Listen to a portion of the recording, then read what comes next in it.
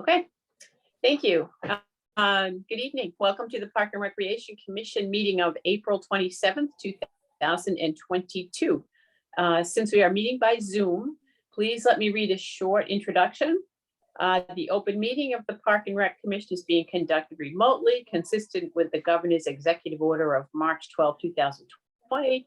This order allows us to suspend the requirement of the open meeting law to have all meetings in a publicly physical, accessible location and to meet remotely. Please note this meeting is being held on Zoom and is being recorded, and that some attendees are participating by video conference. Please be careful not to share your screens unless you intend to. All supporting materials that have been provided to members are available on the town's website. I will start the meeting with a roll call of our members and our staff. And then please note that I will also do a roll call for any motions that are voted upon tonight. So why don't we get started? And I will do the roll call. I am Cindy Chaston. Again, I'm the chair of the commission. Commissioner Gerstle. Here. Commissioner Geddes. Here. Commissioner Hannigan. Here. I will also call the staff. Ms. Mulroy, director. Here. Mr. Derulo, assistant director. Here. And Rice, our recording secretary. Here.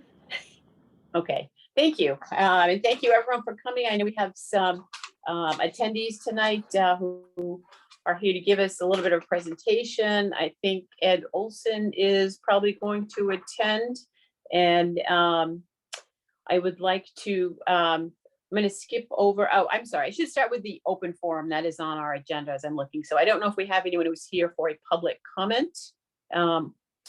If they are, could they please speak up and let Stacy know?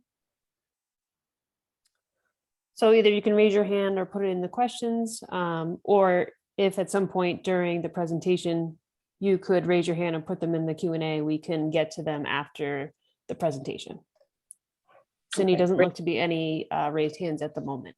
Okay, terrific. Then why don't we go right to our item, which is the Mcleod Field discussion. And again, I see Ed Olson, our Director of Parks and Forestry, or is it Superintendent? I always get that wrong. I'm sorry, Ed.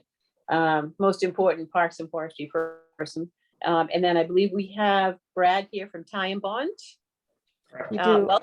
Also, Ed has a new title. What is it? Interim Assistant DPW Director. Interim. Wow.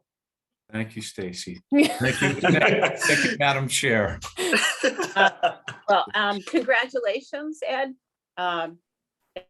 Promotion. I assume it's a promotion. I hope it comes with more money. I'm sure it comes with more work, but well deserved. Thank you, Madam Chair, and thank you, Stacy. Yeah, it's a temporary step just to kind of lend a hand here at DPW. As you know, Karis is on maternity leave, and Robert Lewis left us last Friday for another job opportunity. So it just made sense that I try to step into those roles and help out as much as I can. So thank you all. I appreciate your time tonight and having the audience. And it's my pleasure to have Brad Mesquita, Vice President of Ty and Bond, join us tonight. I've been very fortunate to work with Brad through the years, as evidenced by his title of Vice President of such a large design firm. Brad is an expert of many different things, and we've worked together through the years on different designs, and it's my pleasure to have him join us tonight for really what I wanted to say is a conversation. Important job. We have a scope of work. I wanted to review kind of the CPC PowerPoint, the town meeting presentation, to kind of frame what we had presented to the town and why we were granted the allocation of the funds that we're working with now to design some improvements to Mcleod Field. So with that said, hopefully you've all seen that very short PowerPoint presentation that was a part of the agenda packet. But if we could please share that, I'll walk through those slides, and then again, I'll let Brad say a couple words, and really we want to hear from the commission as well as the people in the audience tonight to kind of get a feel as to what they would like to see out of this project, so that we can hopefully include as much as possible with some design iterations that we'll share with Park and Rec in the near future. So thank you, Stacy. Thank you, everybody, for attending tonight.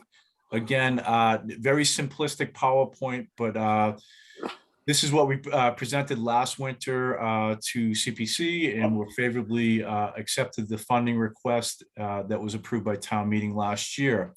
So next slide, please.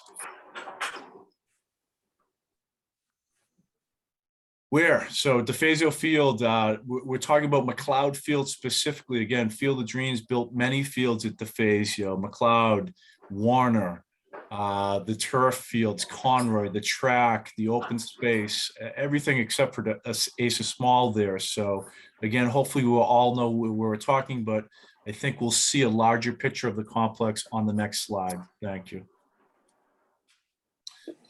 And there we go. Beautiful picture of Defazio, an aerial that kind of shows the whole complex on a field day we hosted a couple of years ago. And we will see Mcleod Field in particular in the top right.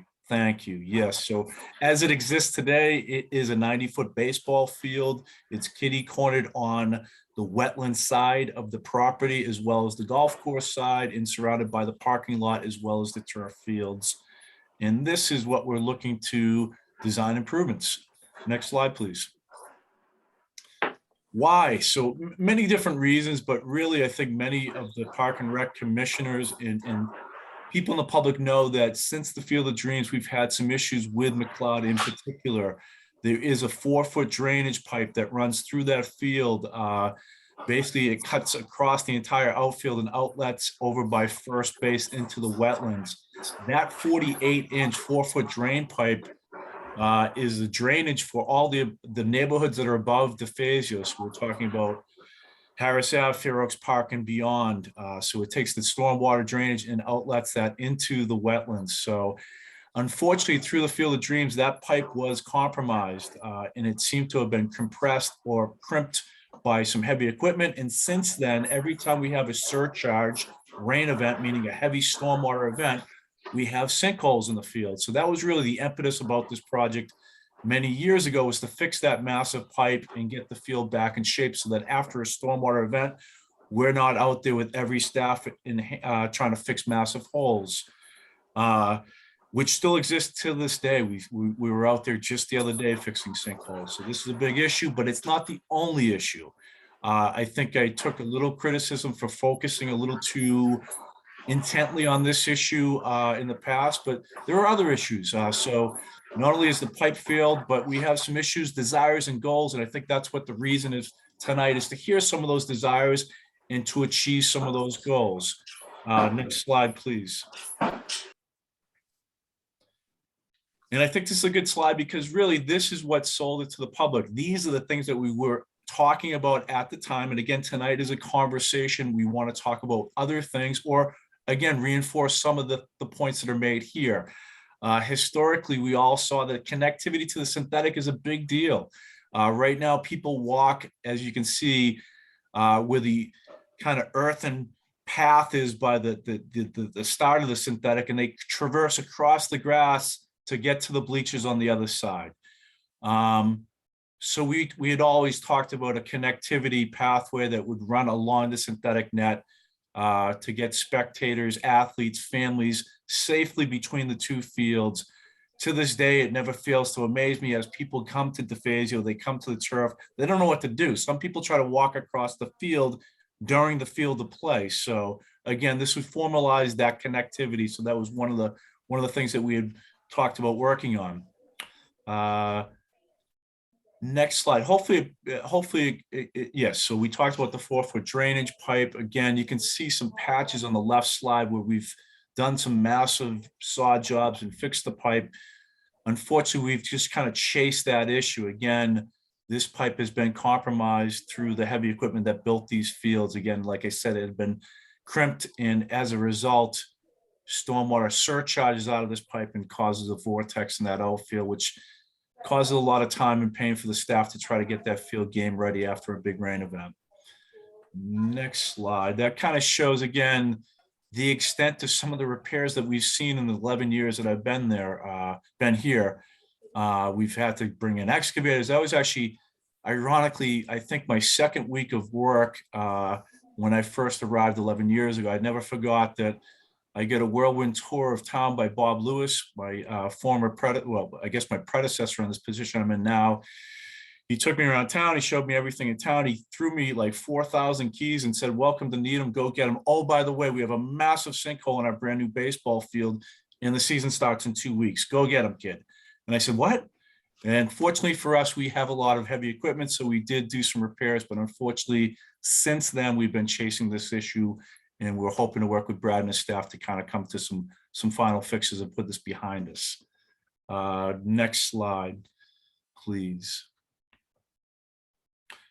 Again, I might have highlighted this too much in the past, but that kind of shows what happens after a big sinkhole repair. Again, we don't have the liberty of using pesticides. So when we have these voids of turf and we have to reseed, especially in the hot summer months, it takes the crabgrass, knotweed, you name it, nutsedge, and other weeds. So we've worked hard to get a stand of turf at Mcleod. It looks good now, but it is always a battle after a big repair job like you saw in the slide before.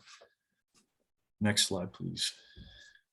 Okay, so this is a more recent picture, a summer picture, as you can see by some of the burn in the outfield. And one of the issues we wanted to address, Brad and I had talked about with this field, and all the fields at Defazio were sand-based fields that were designed and built during the Field of Dreams. Mcleod specifically has a sand type that is not what was in the spec. When you use 2 millimeter sands for field construction, it has to be very specific. And these sands were probably mason concrete sands. As you can see, you cannot put enough water on Mcleod. It burns all the time. So in this field design, as we move forward, as we strip that vegetated layer like we have at many other projects before this, we will till in peat and certain amendments that will hold water and actually sweeten these soils so that it'll give them some body and some life. Right now, as I said, they're almost dead soils because of the sand that bakes out there. So again, incorporating soil amendments and trying to fix some of the localized dry spots that you see will be part of this process as well. In the lacrosse wall, so you see in the foreground, the background, I'm sorry, the lacrosse wall, that was a gift to the town, to Park and Rec, to others a couple of years ago. It came out really good. It was quite an amazing project to see that built with the concrete pouring trucks that came in to build that massive Great Wall of Needham right there. And it came out great. However, it can be better. You can see, well, maybe you can see this stone dust. There's a surface there. So that stone dust leaks into the turf. The grading's a little bit haphazard. And what we'd like to do is tie that into the field so that the pathway, the lacrosse wall, and maybe a synthetic turf cover there will all kind of seamlessly blend into the new field. And we'll have a longer, more durable product other than what we, other than the product that we have there today. So that was, as mentioned, one of the goals of this project. So next slide, please. Designing field improvements desires. So the process will involve tonight, again, user group meetings, Park and Rec input, and necessary permits. So Bradley's group time bond, we have a scope of work to look at all these things. In that scope and the fee, there's basically stipulations. In there, we have 5 meetings. So tonight is our first of 5 meetings. And as I mentioned, as we get feedback tonight, we're going to start designing. Our goal is to have a finished product ready for the budget cycle this fall. To get there, we need to start designing upon input tonight, come back to you all with some design iterations for you to look, evaluate, and give us feedback on, and then we'll formalize a design from there. Once we do that, the 4 other meetings will be with 2 with conservation, because anything we do here long-term will need to be permitted through a local. It is within the wetland, the 100-foot buffer zone. And I'd love to say we'd get through a conservation hearing once, but that is probably impossible. So 2 meetings will be trying to permit this through our local conservation committee. And then 2 permits might be with the zoning board of appeals. I think we've heard through the Claxton field design and user input that there's desire to hopefully, hopefully tonight we'll flush that out, but maybe potentially make this potentially a softball pitch and a varsity grade softball pitch with all the amenities that are similar to some of the amenities that we already have here at Defazio, i.e. potentially lights that would shine upon down that we don't have there currently, but we have that capacity hopefully in-house to be able to pull that off. Secondarily, again, anything that we do to change physically that field would probably have to be vetted by the zoning board of appeals. So that is kind of our meeting schedule, and that's kind of what we're looking to do. I think that's the end of my very rudimentary PowerPoint that was approved by town meeting. Sustainable future. Again, love the picture there. I'm a big fan of the stripes, but again, we're hoping that we can accomplish many different goals with this one field design. And I really look forward to hearing the discussion tonight, especially the feedback of the commission as well as the groups involved. With that said, I think that's enough for me right now. And maybe Bradley might want to add something. I don't know. Yeah, I mean, Ed did a nice job of laying out what his grand scheme and thoughts and vision of this field is. Honestly, at this point, we just need to come in and design it. The drainage is a big piece. I wouldn't put any town monies into improving this field until you fix that drainage, because you're always at risk of putting that money, up for, reconstruction if something severe happens to that pipe. So number one, let's fix that. He has some good ideas as far as your existing lacrosse wall out there and what we can do to enhance that area. It's a great start to what they have out there, but I think we can make it better. And then deciding what this field wants to be. Right now it's obviously a 90-foot baseball path, but if we want to go to softball, if we want to change some of the grading out there, some of the things that we've noticed is the original grading of that field basically drains from the synthetic fields right into the infield. Not the way you would design a field today, just because you try to keep that water off the infield. If you're watching the Red Sox during a rainstorm, they're putting tarps over the infield. They're not draining water towards it. They're trying to keep water out of it. So some grading there, I think, would go a long way as far as making that field more playable. And then the whole discussion of whether we go lights, whether we don't. And then I think the last piece, which is a great add, while we're here, is that piece of connectivity of a path. While you're already there, when Ed and I, we worked on the synthetics a couple of years ago, and we talked about it back then. So this isn't a new idea. This is something that's, we've been talking about for a while. I think that would clean up a lot of things out there. I think it would make it a little more obvious to, parents and players that are coming into the field on how do I get there without, because if you look at your existing fields out there, there isn't a lot of room from those synthetics on the end lines to the netting. So you really can't walk behind there without putting yourself at risk. So giving them a dedicated path and showing them the way, I think would go a long way towards, some pedestrian accessibility. So from that on, I guess what we're here to do is kind of see what ideas you have. If you have additional brainstorms, love to hear them. But that's kind of where we're using as a kickoff point. But let's open it up a little bit and see what you have to say. Okay, that's great. Thank you. I appreciate that, Brad and Ed. I would kind of like to proceed from here to ask the commissioners if they have any questions or comments for Brad and Ed. And then we will turn to the attendees from the public and listen to their questions and comments. So anything from the commissioners? Cindy, Ed has his hand up. I Oh, don't know if he wants to chime in before you go to the commissioners. sure. Go right ahead. Thank you, Stacy. Thank you, Madam Chairman. Thank you, Bradley, for that introduction. I just wanted to mention that one of the things I failed to mention was fencing improvements. It's funny, I was just over there tonight watching baseball, and as anyone knows that's been there, nobody parks along third base because they get broken windows. So again, I wanted to reassure people, we realize some fencing improvements are necessary to make the field more safe, accessible, as well as potentially squeezing in a slab for a bleacher pad so that spectators have a dedicated place to watch the game. As you can see tonight, or just a couple hours ago, you have people in lawn chairs in the parking lot, kind of away from that fence line, because again, they're fearful of getting hit by balls. Nobody wants to park there. So we are cognizant of some of the fencing issues, both on first base as well as third base. Again, first base is more lost balls to the woods. Third base is more player safety, spectator safety issues. So we are mindful of those, but I just wanted to mention that as well. Thank you. Great. Any questions or comments from the commissioners? Dina? Can you hear me? Yes. Okay. The improvements that will be made to the lacrosse wall, would that involve moving where it currently is, or would it stay in the same place? That's a good question, Dina.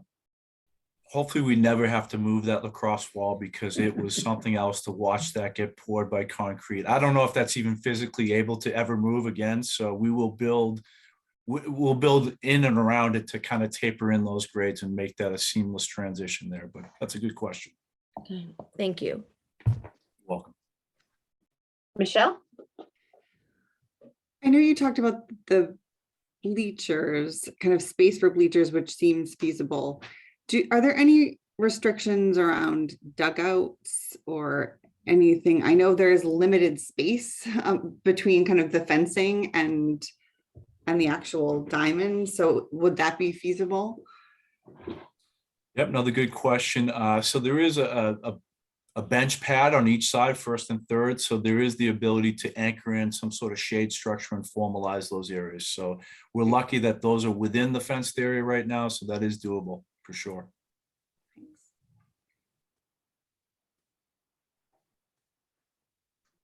Any other questions? Just more Chris? of a comment. I mean, knowing of my involvement in baseball and softball is that we've got to do something with Mcleod. That you're right. It seems to be every single time there's an issue, it's rainwater. And that's one of our premier complexes. When we're taking something like that offline because of a design issue, this is the right time to do it. I mean, it's, a baseball field right now. I would love to see it being a softball field because it's going to make it a destination location for it. It's going to have all of our varsity sports, 90% of our teams playing at this field. That I just think this is the right time to be going at it. And I think it's the hopes and dreams that we have of the user groups is that we have the amenities or the footprint to start these amenities and do it the right way. I think it's the right location to do what we can for this field. Could I ask a follow-up question to that? Sure. If it were to go to a softball, like you mentioned, would there be any inclination to put outfield fencing, or would you like to leave that open for a overlapping field type situation? In my opinion, I'd love to see a fence, and again, my terminology I'm going to say is semi-permanent, something that you keep up and that's going to stay up throughout the whole season. But if it needs to be taken down after the season for maintenance or grass cutting or certain things like that, but I would like to see something permanently or semi-permanently up throughout a whole season. Okay. Yeah, I would agree with that. I do. So correct me if I'm wrong. If I also would like to see that transition to a softball field. Is there room for a dugout in the current location, or no, there's not room? There wouldn't be room. Okay. Especially, even more room if we go to a softball field. Okay. Great. I have one question, not knowing a whole lot about designing baseball and softball fields. Is the orientation of this field the best? Could it be changed, or are we in the best orientation now? Could it be the diamond moved? You know how awesome it is to hear somebody actually think about solar orientation. That's the engineering geek in me coming out. But this one is actually pretty good. If I, in my perfect world, I would rotate it clockwise about another 20 degrees, but you're pretty good where it's at. I like to see from home plate to second base going northeast up in our area of the country. Right now you're going almost due north, but it's, so it's pretty close. But the way you have that wetland on the right-hand side, on the first base side, you're about as good as you're gonna get. Okay. All right, any other questions from the commissioners? If not, I would entertain any questions or comments from the public who is attending. Oh, Ed, do you have your hand up? And he I does, do. yes. Thank you, Madam Chair. So I just want to mention one thing. So I'm hearing some feedback about the conversion of baseball to softball. So I think, Brad would agree with me that that's a good opportunity for us. As we talked about, Gail designed these fields to sheet the water downstream towards the skin. If we were to convert this, we'd actually excavate out the baseball field and be able to lift that diamond so that that would be plateaued, and we could correct some of the wrongs of the design simply by converting this to a skin material. And that would be fairly easy for us to do. So I thank you for your feedback. Okay, terrific. Do we have any questions, Stacy, or comments? Currently, we do not. Do we have I attendees? lied. We have a question. Okay. Cindy, would you like me to have the person speak their question? I'm happy to have them speak, Stacy, and I think I would turn this over to you to do the logistics since you are the host. I'll take care of it. So I'm gonna, as you raise your hand, I'll go through and call on you and I'll allow you to talk. So we'll be able to hear you, but we'll not be able to see you. So Rich Suture, I may have ruined your name and I apologize for that, but you should be able to talk. Make sure when you speak that you introduce yourselves so that we can get it down for the minutes, please. All right. Hi, my name is Rich Stuker. That was close enough. Nobody ever gets it right.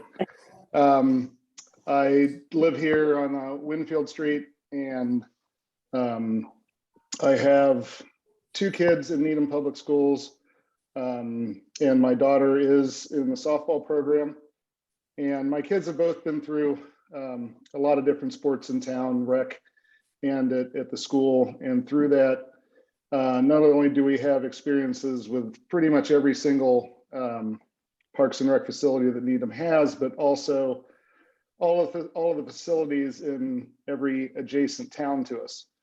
And one thing that has happened over the course of my daughter's involvement in softball is it has gone from a very small program to now a program that has a lot of momentum. If you happen to drive by Claxton tonight, it was crawling with players after the varsity and JV games were done. That the girls softball program has so much momentum and means so much to so many people. And the joy last year of having all 4 of Needham's rec softball teams make it to the finals of the tournament in the rec league, and then everything else we're doing. But there's a little bit of a layer on top of that where, Claxton has serious problems, and I'm aware of the environmental issues that are out there. I actually was one of the first coaches over the last year that had to start issuing Band-Aids as the girls tried to slide into third base at Claxton 1 and had the boulders that were pushing their way up through the field. So I get a good sense of what's under there and what had to happen with the playground and all of that. But, to put it simply, our girls deserve more. They've earned more. They're earning more from grade kindergarten all the way up than what we're offering them as a pinnacle to play at. And, knowing what we know about what can't be done at Claxton, and looking at what areas where things can be done in Needham, I have to put full emphasis on the idea that this would be a great place for a varsity level softball field that is even somewhat competitive with the designs that adjacent towns to us have. I'd quote my daughter on this, but Chris Gerstle knows her and knows that I probably can't repeat what she actually said. But these girls want better. They've earned better. On some of the comments that have been made in the engineering tonight, the smaller dimensions of a softball field, I think, fit some of your concerns perfectly. I think that area between the turf and that would be a perfect area to have, surface pathway through there. There's no need to touch the lacrosse wall. I think ideas, including finding a space for a storage shed.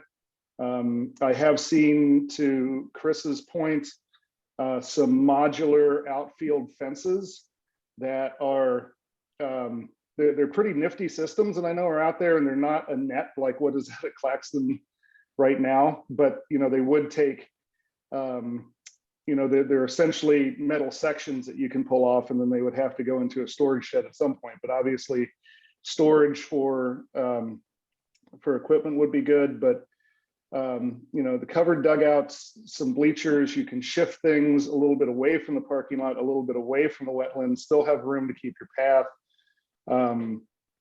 It really is a perfect site for softball, and it's not a matter of wanting to take things away from the boys. I fully respect their program and what they're doing, but there is a point at which we've got to say that the girls have earned something.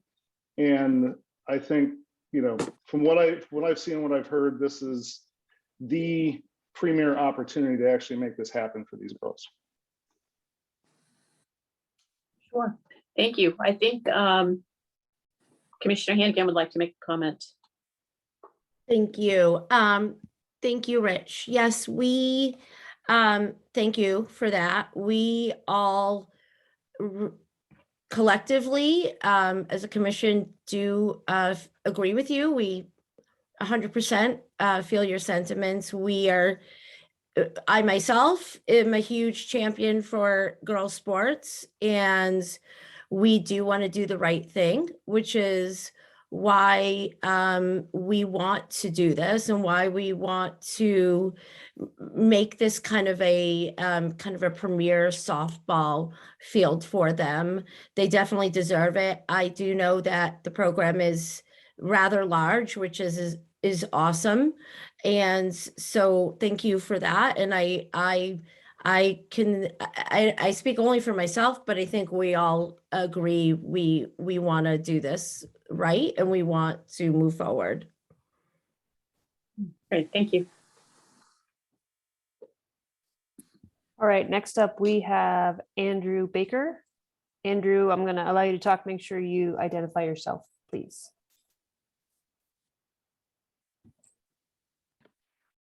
Can you all hear me?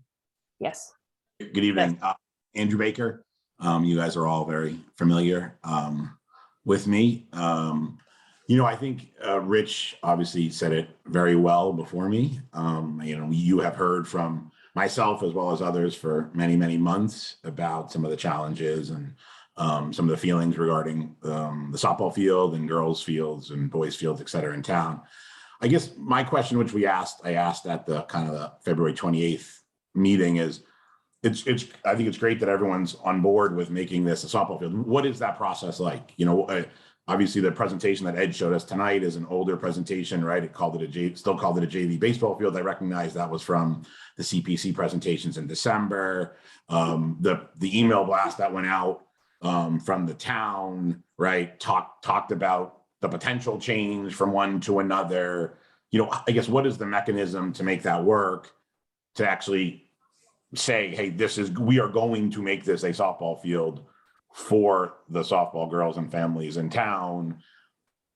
And then once that, I have a fair amount, my daughter, as you know, is a very serious softball player. So I have a fair amount of, information or thoughts on the design. And I think to some of the points that Rich made and that Brad and Ed made as well. I mean, making it a softball field certainly changes dimensions, allows you to move things potentially. Could even potentially have you reorientated if you wanted to. But I have thoughts as it relates to kind of, batting cages and dugouts and bullpens and kind of all of the accoutrements that go with it, as well as fencing. I know Chris has mentioned it, calling a semi-permanent fence. I'm familiar with a few different types of systems. I'm sure, Brad, you are as well. I think we want anything not a snow fence, right? I mean, if you see the snow fence that's up at Claxton right now, while again, appreciate all of the effort that everyone put forth and the money that was spent, that fence, if I were to tell someone that fence is new, I think they'd think I'm crazy.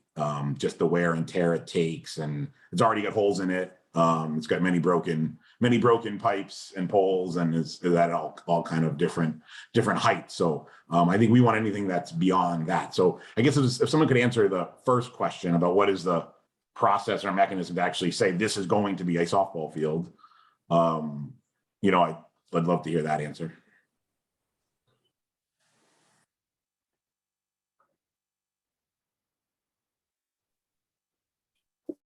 So Who would like to technically, take that? the fields are under the Parks and Recreation jurisdictions. So it would first start with the Park and Recreation Commission to make that decision. And then Cindy, I would imagine that we would talk to Select Board and other commissions, certainly Concom, to make that official. Right, so we have already put all these ideas out there, the idea out there that we would be looking at this field as very seriously as the softball field, since we know that Claxton is not going to be the place, right? We just can't, we can't make that happen. And this seems like a good idea to us. So we have already put those ideas out there, I would say informally and unofficially. But I mean, here we are in a public meeting talking about it, and we have talked about it at a couple of our meetings. So Stacy's right. We would talk to the select board, to the town manager, and clearly we're talking to Ed, and we have Brad from Tie and Bond. So he's hearing all these ideas.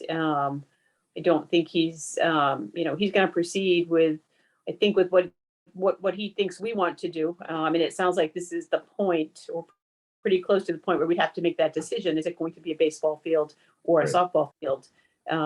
But there's still time. And here we are, and we have a contract, and we have a fantastic design firm here available to us. So I think this is the juncture that we make that decision, and we move forward. In terms of actual steps, Andrew, I think we will talk to the select board and go from there. Make sure they're okay with it. Don't have any objection, and I think that. But again, we've been having these informal conversations with them, so it is not a new idea Right.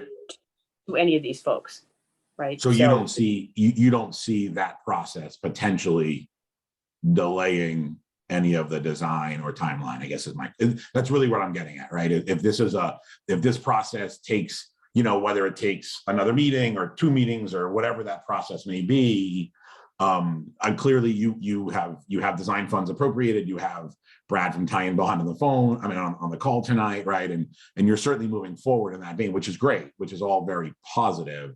What I want to avoid, obviously, if possible, is, because you guys know timing is important to me, with a sophomore daughter.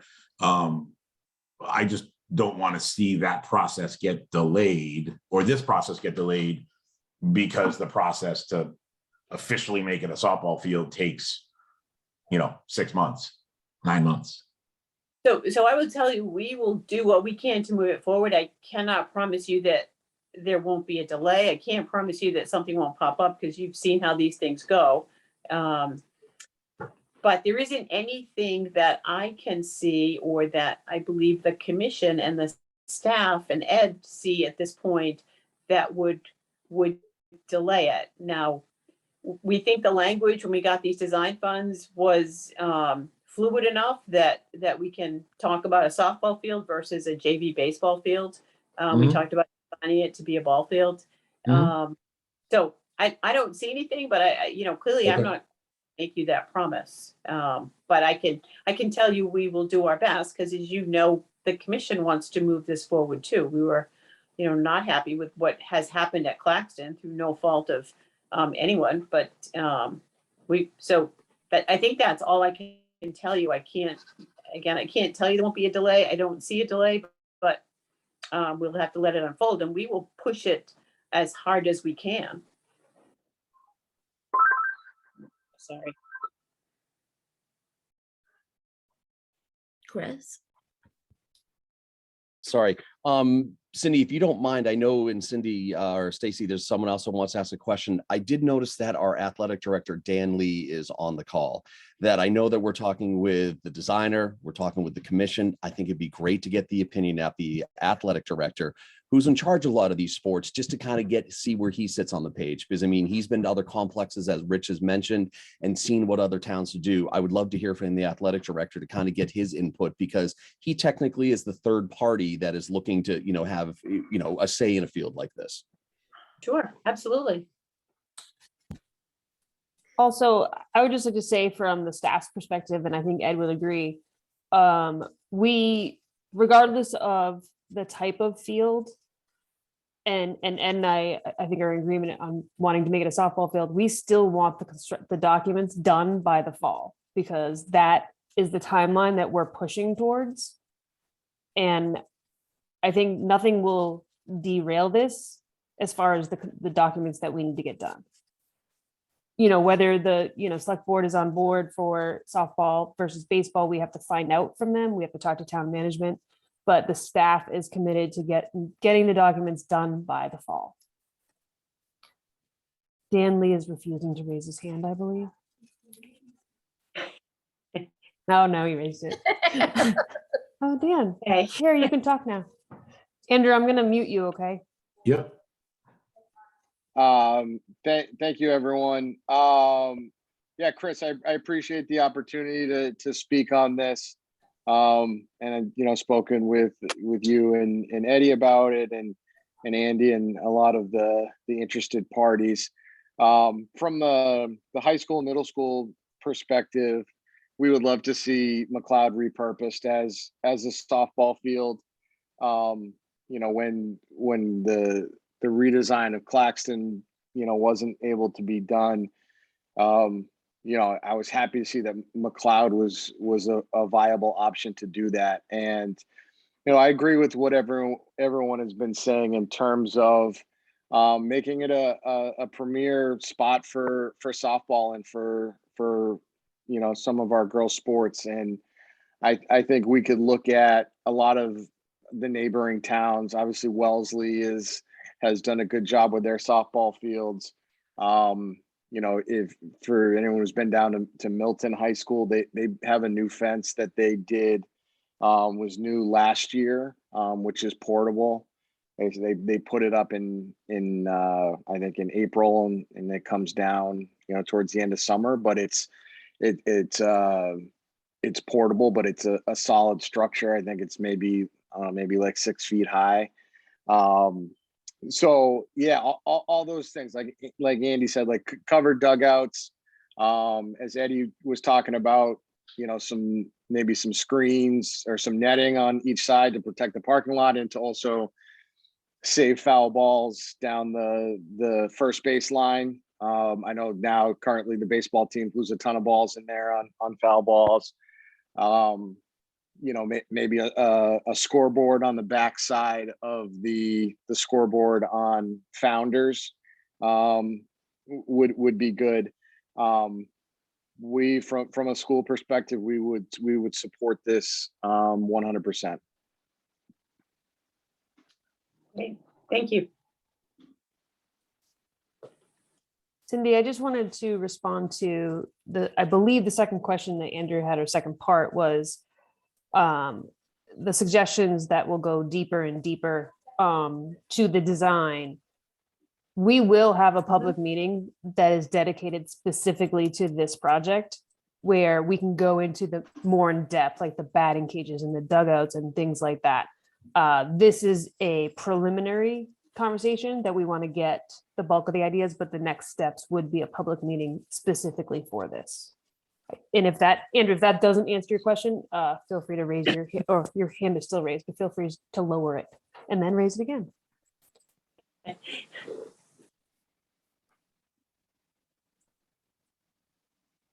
All right, next person, Dan, I'm gonna mute you, and then I believe Steve, you're next up. And Andrew and Rich, you still have your hands up, but if you don't have any more questions, if you could lower them, that would be great.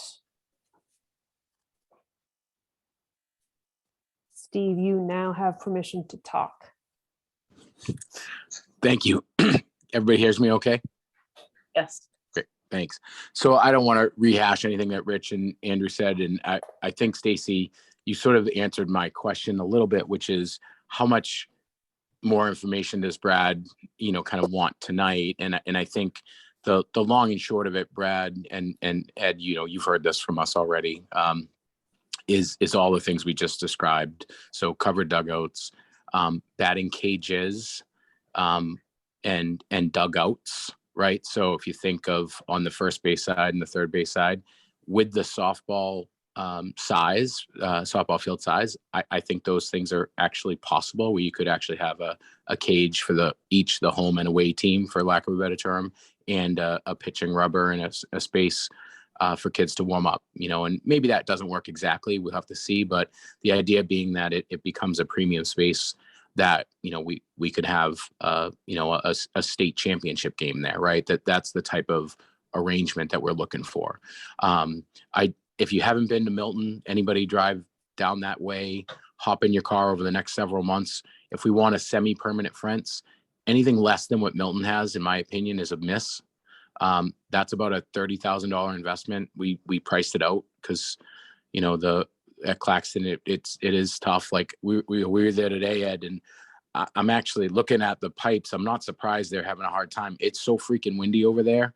That poor fence just gets blown. It does get blown around. Like there is, we probably could do a little bit, some other different things, or thicker pipes, but those are the pipes that come with the damn thing. So it's not easy, right? So to Rich and Andy's point, it's got to be something more permanent than that. So I love the scoreboard idea. I know Coach, Dan, I know Coach is dying for a scoreboard, so she doesn't have to carry the one back and forth that she has in her car. Again, I think there's probably enough space there for, some storage, which would be great, right? So whether it's, quick dry or line, stuff like that, and that stuff is existing there already, right, Ed? So it's a little easier on your team to line those fields because they've got some storage for that stuff as it is. Dan didn't mention this, but I think one of the nice things too is from like a trainer's perspective, you could potentially, and I don't know, Dan, this may be a bigger problem than I think, but if you took advantage of Pollard, the Pollard softball field, you could have JV play at Pollard. You could have varsity play at the new Mcleod, and now you've minimized the work that poor Dan's trainers have to do. They don't have to be at multiple. Right now they have to have a trainer available at Claxton, or at least accessible to Claxton, which is sort of out of the way. Those fields could be freed up, to do other things, or have practices for other teams that you don't necessarily have a trainer at all the time. And I'll say this from I have two daughters. My oldest is a serious softball player. My middle one, I think I ruined and made her not like softball because I thought she'd be really good at it and I pushed her too hard. But I got a little guy who plays baseball, and he's at that age where they're starting to use what they call the intermediate size, and we play up at Upper Broad Meadow. But that's becoming a more popular size for kids to play at. That it's what they use is they take a softball diamond and they move the bases back 10 feet, and the pitching rubber is a portable one. We do this at Upper Broad Meadow. Chris and I argue whether Upper Broad Meadow is a softball diamond or a baseball diamond. But the point of the story is that it would actually give some flexibility to the softball program for baseball, because today there isn't a spot for those intermediate kids to play under the lights. There's not a spot for little guys to play under the lights except at Memorial Turf.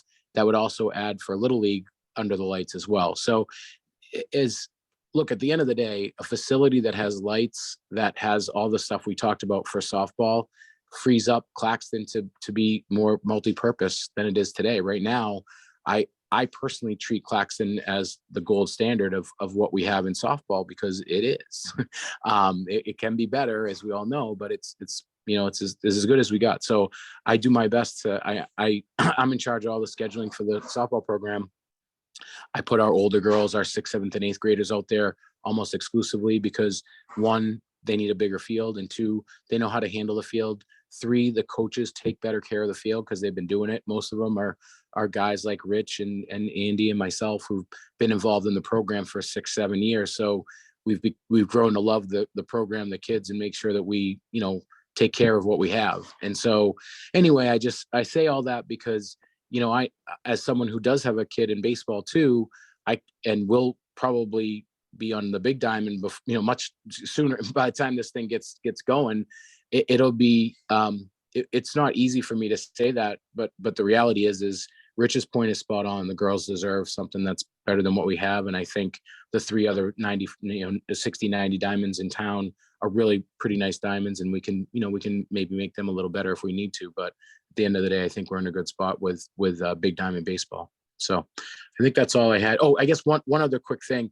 So Cynthia, when you say like, we'll talk to the select board, and I know y'all have already been doing that. So is this like after this meeting, like procedurally now you all can talk to the, like if there aren't any public objections here to turning it to a softball, I mean, I assume like if it takes, and I'm just making things up here, right? If it takes a month for us to get the select board to get on board and Brad designs, you know, that's either a month lost because Brad can't start, or it's a month of wasted work if the select board says no to softball and baseball, and he's done all this work. Now, maybe I don't know enough about designing. Maybe there's so much to do from a underneath perspective, Brad, that it doesn't matter all that much.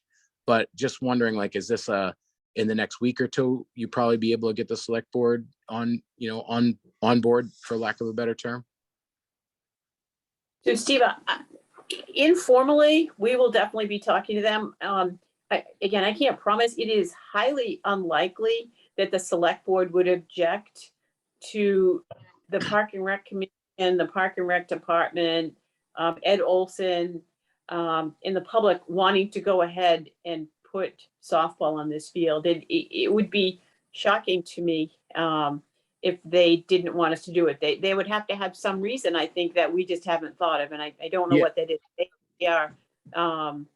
They are very respectful of other boards and departments that are not their jurisdiction. So, and all indications we've had from them is that they are very positive on this.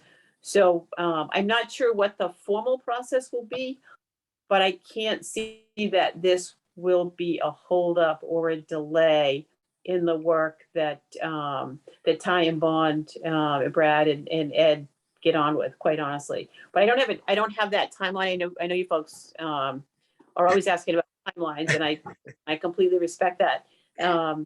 But again, we will have conversations. I think it will probably start with Stacy going to the assistant town manager and the town manager. And I'm guessing that will happen before this week is out, right? We're on Wednesday night, so that will be Thursday or Friday, and making sure that they're on board with it. But again, this isn't news to them. I don't think there will be anything discussed that they will be surprised at. And if what Stacy gets from them is all very positive, then commissioners will speak with select board members next week. It won't be a formal meeting because we have town meeting next week, but we will be talking. I mean, we talk often with select board members. So we will be talking to them. And again, I can't see that would be the delay. And if we did hear that there was some surprising issue, right, that they had a problem with, then we will address it, and we will make sure everyone knows it right away, and we will address it. But again, I would be, I think I can use the word surprised and probably shocked if that were the case. Would you agree, Stacy? Absolutely. Yeah, and I think that's our perspective as well, right? But I think what we've learned, those of us that have been involved over the last 7-8 months, is that we don't understand the procedures. And I just, I don't want some meeting that we missed, or whatever, some date that we didn't hit be a problem here. Or, candidly for Brad, I don't want him to waste time, right? It's like money and energy in doing something that's not going to be worthwhile. So that sounds awesome. I also think, like, those of us that have been involved are so excited to get into the design. I think that's candidly part of it too. I think Andrew and I have been dying to talk to somebody about, like, put to use all the fields that we've all seen over the past 8 years being around our girls doing this stuff. So I think there's just a level of excitement as to why we want to move forward. So thank you guys for the time. I appreciate it. And, looking forward to when we can hit the next round and have some good conversations with Brad. Great. Thank you. Thanks, Appreciate Steve. I'm going to officially mute you. Cindy, Danley, you still have your hand up, so if you have a question, I'll come back to you. I have one more question from the audience, and then two of our panelists have a question. Where would you like to start with, audience or panelists? Let's go to the audience. I feel like I'm on a talk show. All right, Andrew Pittman, you're up. Can you hear me? Yes. Yeah. Great. Okay, so my name is Andrew Pittman. I'm a former town meeting member. I have two daughters, both who have participated in the youth program from kindergarten through high school softball. I want to echo what Rich, Andy, and Steve have all stated, and I won't repeat that.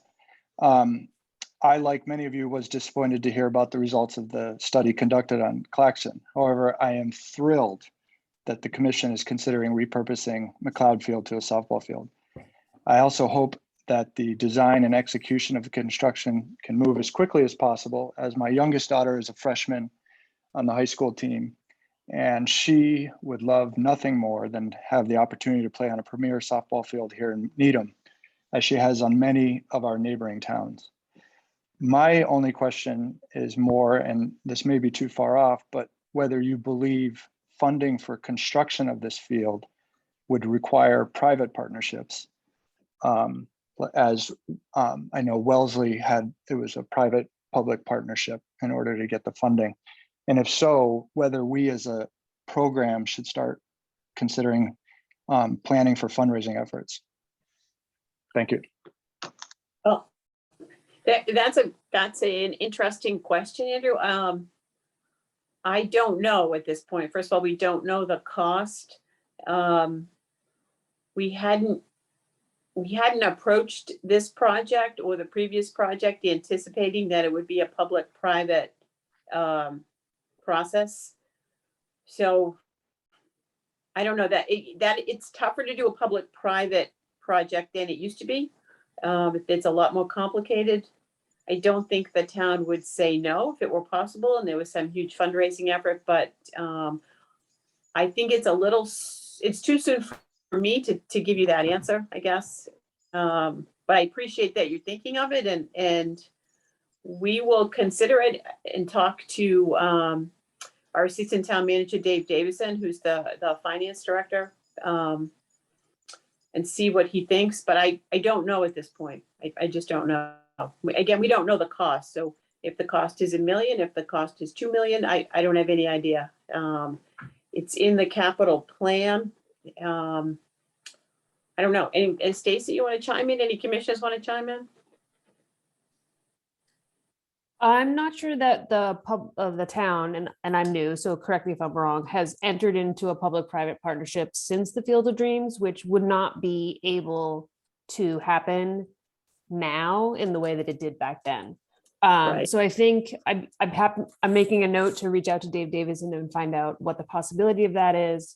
And I think it's a great question and a great option, but the design, I think, will lead us towards the amount of money, which would then lead us towards whether or not we need to fundraise. Brad, I might be wrong on that one, but I think that's the typical mode. Yeah, that's pretty typical. So And am as I- far as getting, oh, go ahead. I didn't know if I was still on mute. I was just going to follow up. So part of the one of the deliverables of this study would be sort of an estimate of what that price would be to construct a softball field.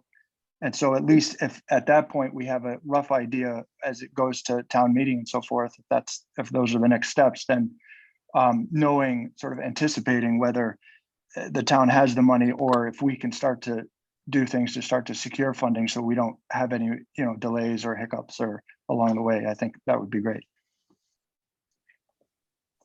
Yep.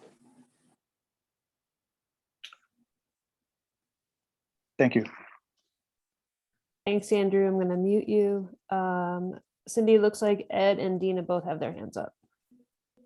Okay, let's go to Ed, just because I think he was up first. Sorry, Dina. Fine. Thank you, Madam Chair.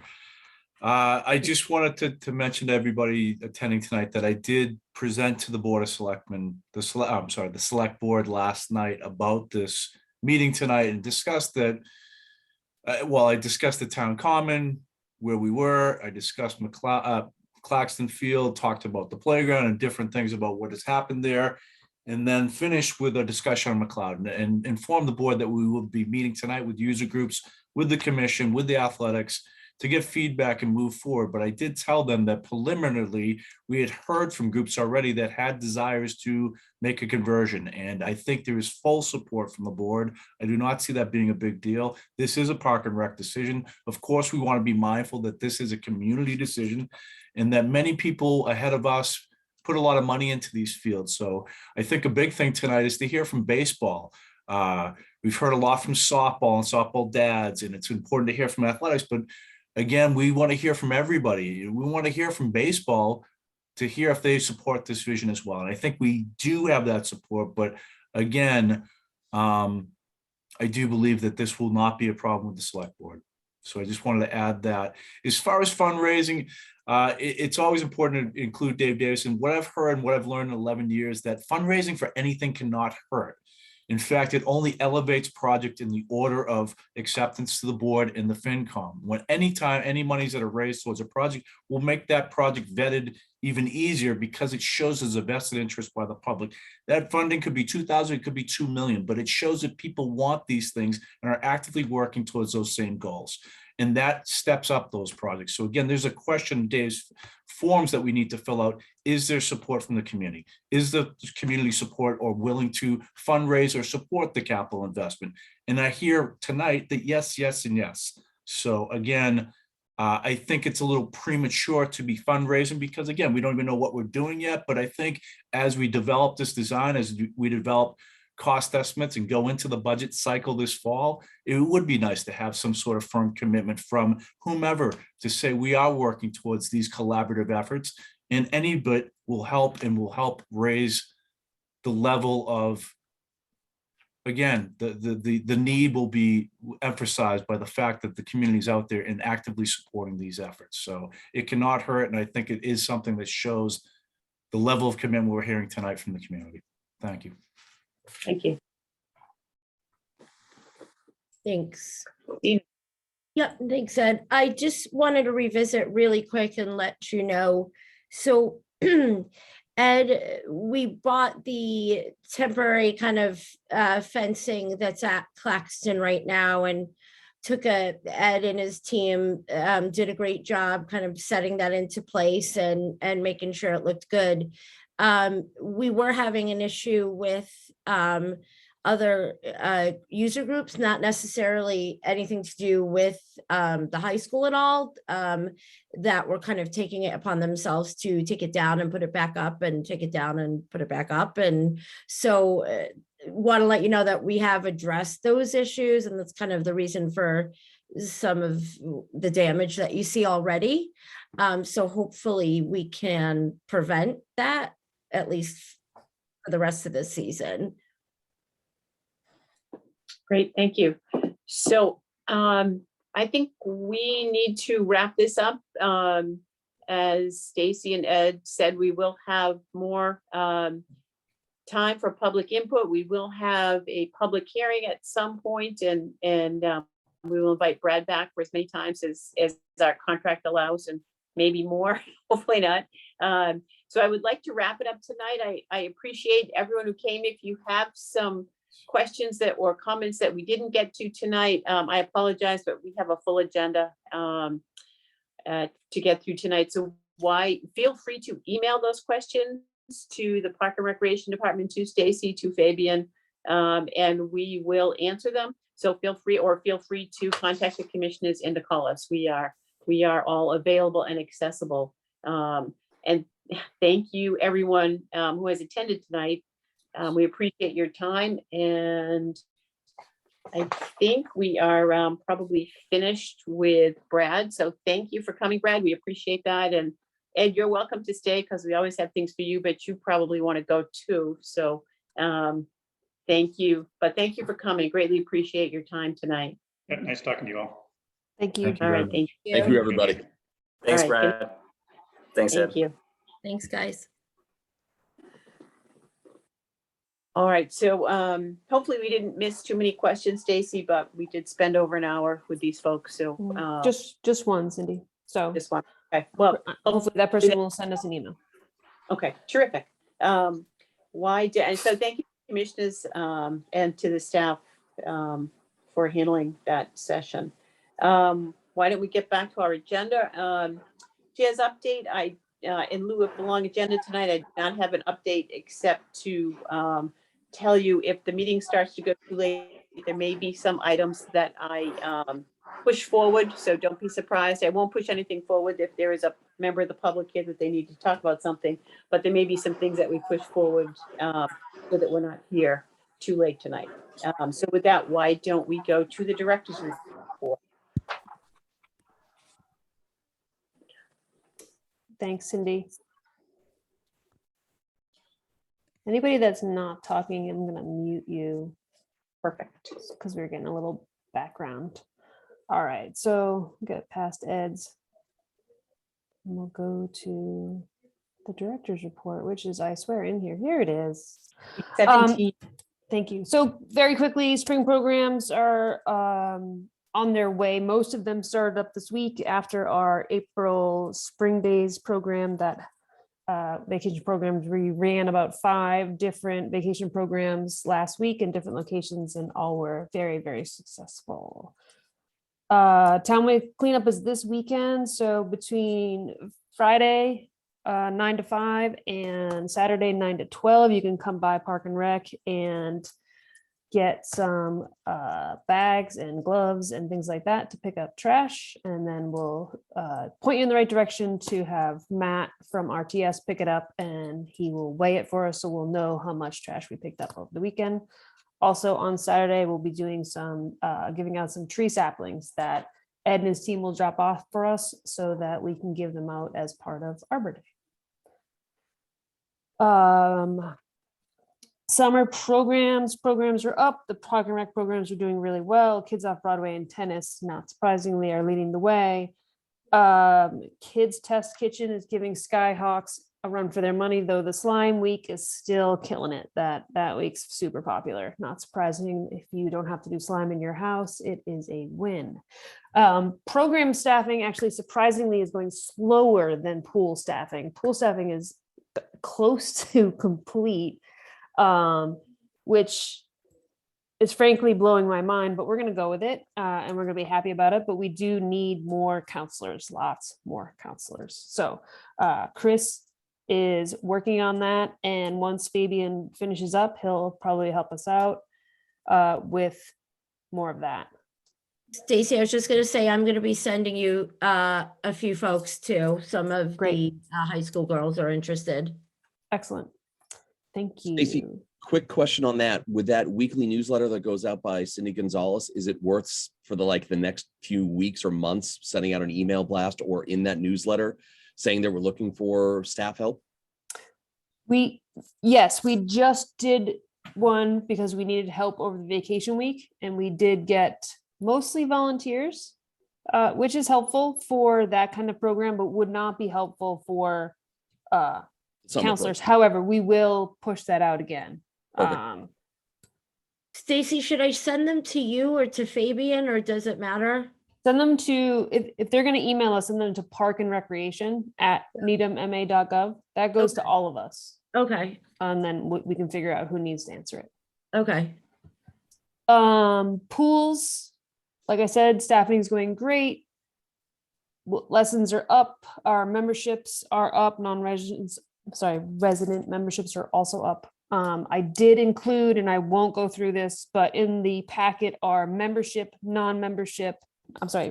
non-resident memberships, tennis memberships, program income, and then an overall income report. So that's in your packet. If you have any questions, feel free to reach out. But and there are other reports. So if there's something specific, Cindy, that you might want to know about, we can also probably pull up a report for that. But the new software system has been very helpful to pull the overall numbers. It's been really great. Oh, terrific. Good to hear that. Okay. Yeah, those reports that you have take me about 3 seconds to run and spin into a PDF. So it's been great. And Stacey, now that we are feeling better about pool staffing, how are we feeling about just the memberships overall? I know when we first talked about opening up memberships, we talked about potentially having a cap and basing the different kind of timing of access to the pool around staffing needs. So I guess, so first question is cap on membership, and then second, any changes to kind of opening hours or access given the number of staff? Sure. So I don't think we have to cap memberships is the first answer. The second answer is we have to cap our staff members. We have a specific budgeted item. So we can only hire so many staff. We're going to start the season with time slots, 2 per day on the weekdays and 1 per day on the weekends, because some of the feedback we got was that people liked registering ahead of time, knowing that they could show up and get in. It was a big thing, and not just for the lap swimmers, those people love it, but just in general. If we find that that is unnecessary, after a couple weeks, it'll be a lot easier to take it away and just do general walk-ins than it would be to add it. So the hours will stay the same, because for every lifeguard, we can have 25 participants in the facility. And we have a maximum of 14 lifeguards in chairs. So that creates our own capacity in the water. And that's what we're going to base things off of. Does that answer your question, Michelle? I just wanted to add really quick to Stacy that folks are welcome to attend both sessions. Yeah. So you don't have to commit just to the 1:15 to 4:15 or the 4:30 session. You can register for both. The only thing is we do have to vacate everybody from the facility for that 15 minutes in between to do the safety checks and any staff trainings that we need to take care of. But other than that, we're not forcing anybody to leave for the day. And there's no cap on memberships also. Yeah, that was perfect. But so I have a question. Can you just show up, or does everyone have to sign up ahead of time? No, we're leaving about 25% of our capacity for walk-ins. And then what we'll do is an hour into each session, if people that reserved haven't showed up, we'll start to post on social media that we have walk-ins available so that people will know that they can come down. Great. Okay. Fields and facilities, our memberships for tennis are up. They're slowly climbing. All but 2. I'm gonna say this on record. It's being recorded. All but 2 of our grass fields are now open. Mcleod and Warner are closed. I'm gonna say that again. Mcleod and Warner are closed, awaiting fence repairs. The backstops are a safety concern, so they are closed. I'm saying this over and over again because there was a game on Mcleod today. So I just want to put it out there. We have been telling people the games are playing, but the backstops are a safety concern. We are working on getting those repaired. It's a contract situation with Dave Davidson that I am working with him basically on a daily basis with to try and get those things fixed. So if the field is closed, how is there a game? I'm just confused. Because I can't sit out there every day and tell people they can't play. Oh, okay. So the game was not off. They weren't authorized to play. Is this high school or is this youth? High school? I'm not sure. The time of day was 4:30 was when I got a text letting me know. It'd be a high school game. So it is the high school games. We're doing our best. We're letting people know. I hope that nobody gets injured, but I will reach out to Danley tomorrow and just remind him that those fields are closed and that they should be moved somewhere else. Yeah, and maybe if you haven't already thought of it, you probably have, but stress to him that we don't want someone to get hurt. And if someone gets hurt, the town is liable. Even though we said the field was closed, it was our own staff that put people out there. So correct. So I'll reach out to Dan tomorrow and just make sure that he is aware. If you were to put a funny time frame on it, how much longer or is the process with Dave Davidson to get this fixed? I'm not going to hold you to it, but just give me a timeline. Chris, I honestly don't know, because this is a situation I don't think we've had before. We had a contract that ended. The vendor's ready to go as soon as we can give them the okay. We're just working on being able to give them the okay. Got it. So we're ready to cross the finish line. We just haven't done it yet.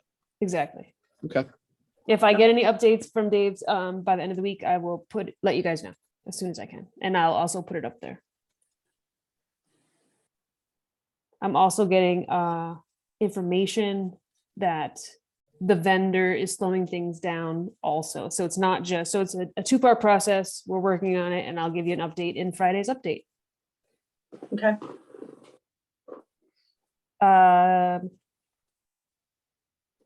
We have ordered the Defazio signage, the arrows for the how to drive in a parking lot. That's what I'm going to call it. That's the main sign, how to drive here. So as soon as those come in, we'll have those put up. I did keep this storage container here. Cindy, I don't know if you want to bump this conversation in the awareness of time, because I think it's longer than we expected. I'm okay with bumping it. Does that cause any issues for any groups or anyone in town? No. Okay, so why don't we push that? And maybe before then, we can determine what the conversation needs to be about, right? What our policies, I think it's our policy, how we're gonna charge, how we're gonna make sure done properly, right? Correct. And also we have to involve Dave Davidson, and he is slightly busy with the whole town meeting thing. So it's probably not a terrible idea to bump it so that we can get his attention after town meeting. Sure. Chris? Just a quick question, since we're on field and facilities and talking about Defazio, and I'm not trying to speak for all the commissioners, but we were given the option of asking if DPW could drag the parking lot every 2 weeks or something along those lines, I think it was. I'm all for having them do it every 2 weeks throughout the whole school season. Maybe change it when it gets to the summertime, but there's still potholes here and there that instead of asking each meeting what we should do, I would make the suggestion that during the school season, have them drag it every 2 weeks, or what schedule they said they could do extra for us.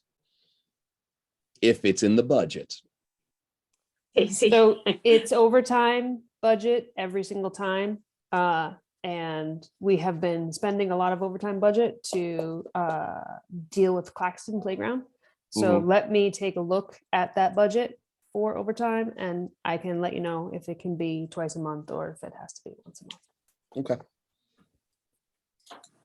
Okay. And then the last thing is CPC. As you all know, FinCom voted down the tennis court design request. We did have the League of Women Voters warrant article meetings on Monday night. Cindy updated us with the emails.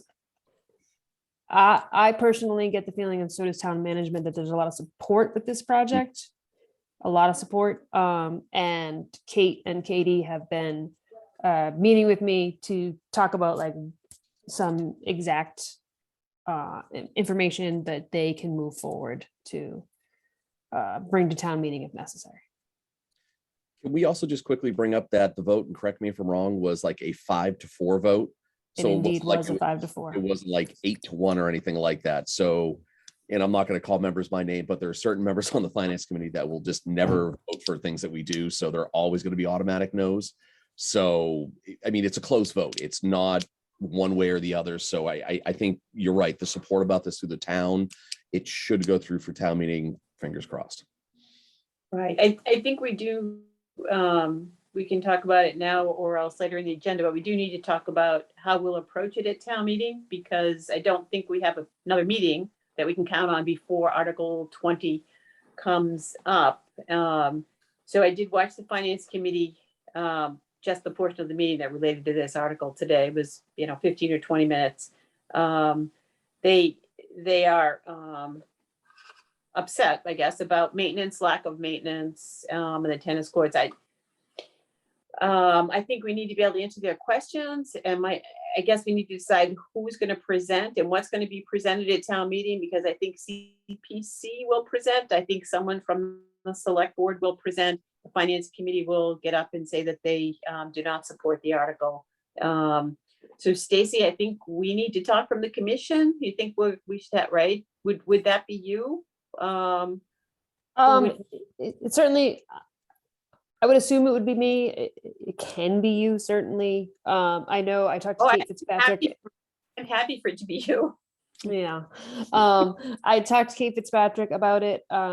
She feels like she can probably handle it, but I will be prepared to answer any questions. I will be there all the nights for the town meeting. Okay, Commissioner, so Dina, you have a comment, question.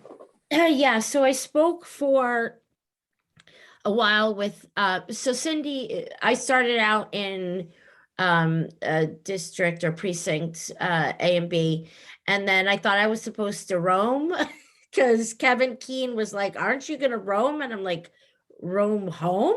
And he's like, no, like go see if you need to go in any of the rooms if there's no park and rec people. I'm like, okay. So I roamed and I ended up in the same room like Cindy said, but I didn't realize she was there for a bit.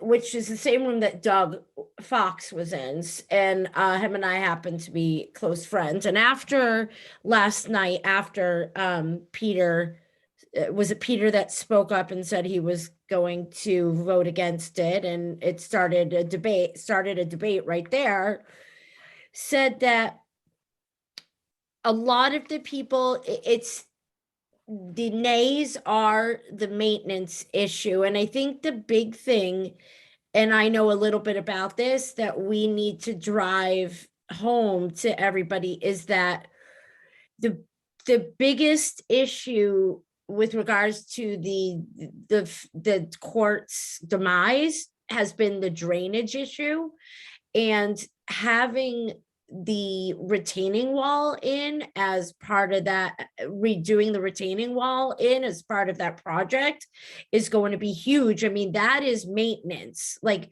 and a lot of people want to understand that if they don't have, you know, a lot, you know, understandably, if there's no engineering knowledge or background, but like once that retaining wall has been rebuilt and everything has been redesigned, drainage should not be an issue anymore. And so, and I also think, like Chris mentioned in the room he was in, like just really mentioning that we have maintenance, preventative maintenance kind of factored into this moving forward.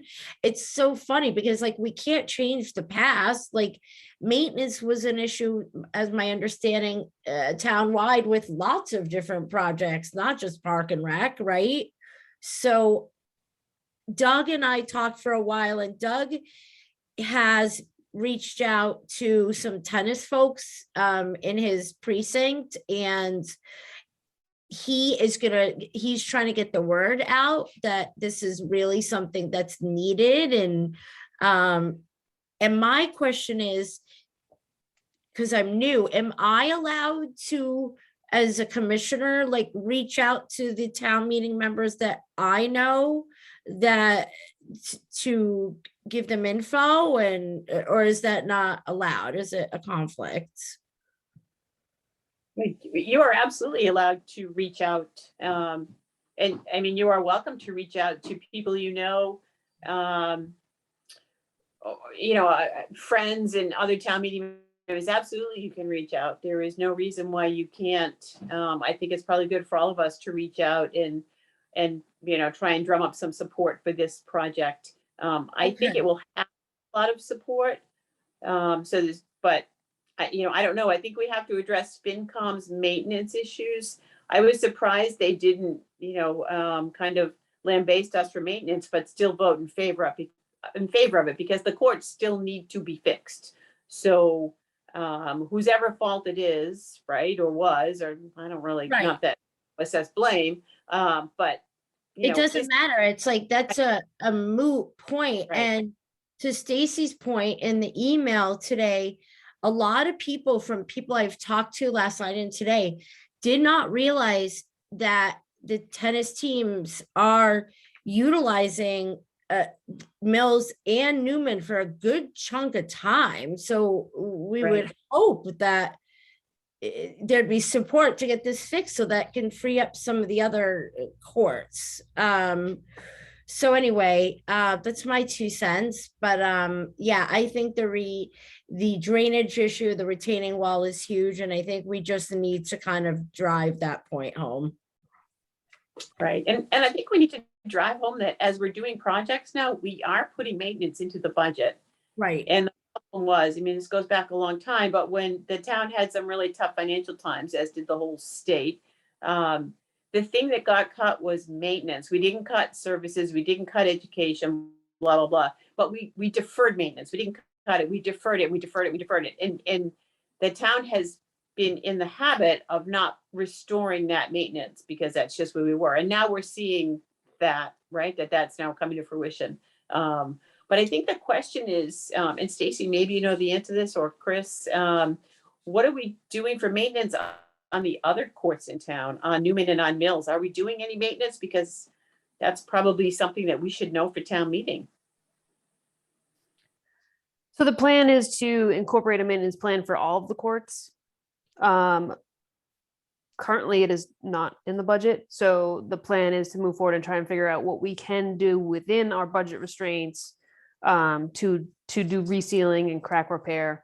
What I can tell you is the biggest costs are the crack repairs. It's not the resealing. It's not even the renovations. It's filling up the cracks. So really documenting and finding out what's on our courts and getting pros, because our DPW people should not and cannot be filling cracks. It needs to be somebody who knows tennis courts. So to get at them sooner, as soon as we see them, and not wait, because those will be the biggest cost. So we are formulating the maintenance plan for the tennis, but I would imagine that we won't be doing anything until the fall, because we can't do maintenance on the tennis courts right now anyway. Right, but would you think we would end up hiring or having a service contract with a company that Yes. would Yes, do and we may okay, not and- need them every year. It could be a, 1 year at Newman, and the next year where we have money for Mills, and the next year the tennis courts. Because a lot of these things are like every 3 years you should do this, or every 5 years, and then every 10 years. So, but building it into the budget slowly so that we can get those things and get ahead of them. Okay. All right, Chris. Sorry, I wasn't sure if I was muted. Just wanted to go back to Stacy. You're going to love this. I'm going to pump your tires. I think you do a great job presenting in front of town meeting in regards to the select board, the finance committee, not to belay our former administration, but I think you talk very well in front of them. So if you do present, I know you're going to do a great job. I think it's a great way for you to get out in front of the public, because our former director would never get up in front of town meetings. So if you do have the opportunity, I implore you that I think it's a great idea for you to do it. Thank you. Fabian can attest to how comfortable I am speaking in public. Oh, I'm a very nervous person too. I don't like speaking out in public. So I hear you.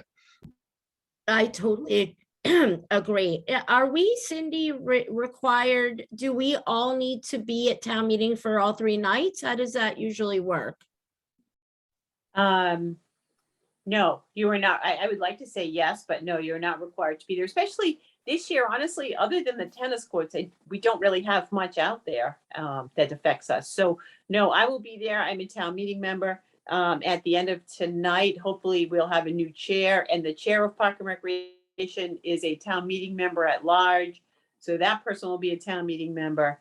I think Stacy will be there because I think the department heads are asked to attend, although I think in a Zoom room or something, right? I'm not sure. So it's a little finicky this year because of COVID. The Michael Fee has asked the balcony to be free of staff. So many department heads, but not all department heads will be there on any given night. So if we're not needed, we won't be there, but we would be in a different room, in the Zoom room.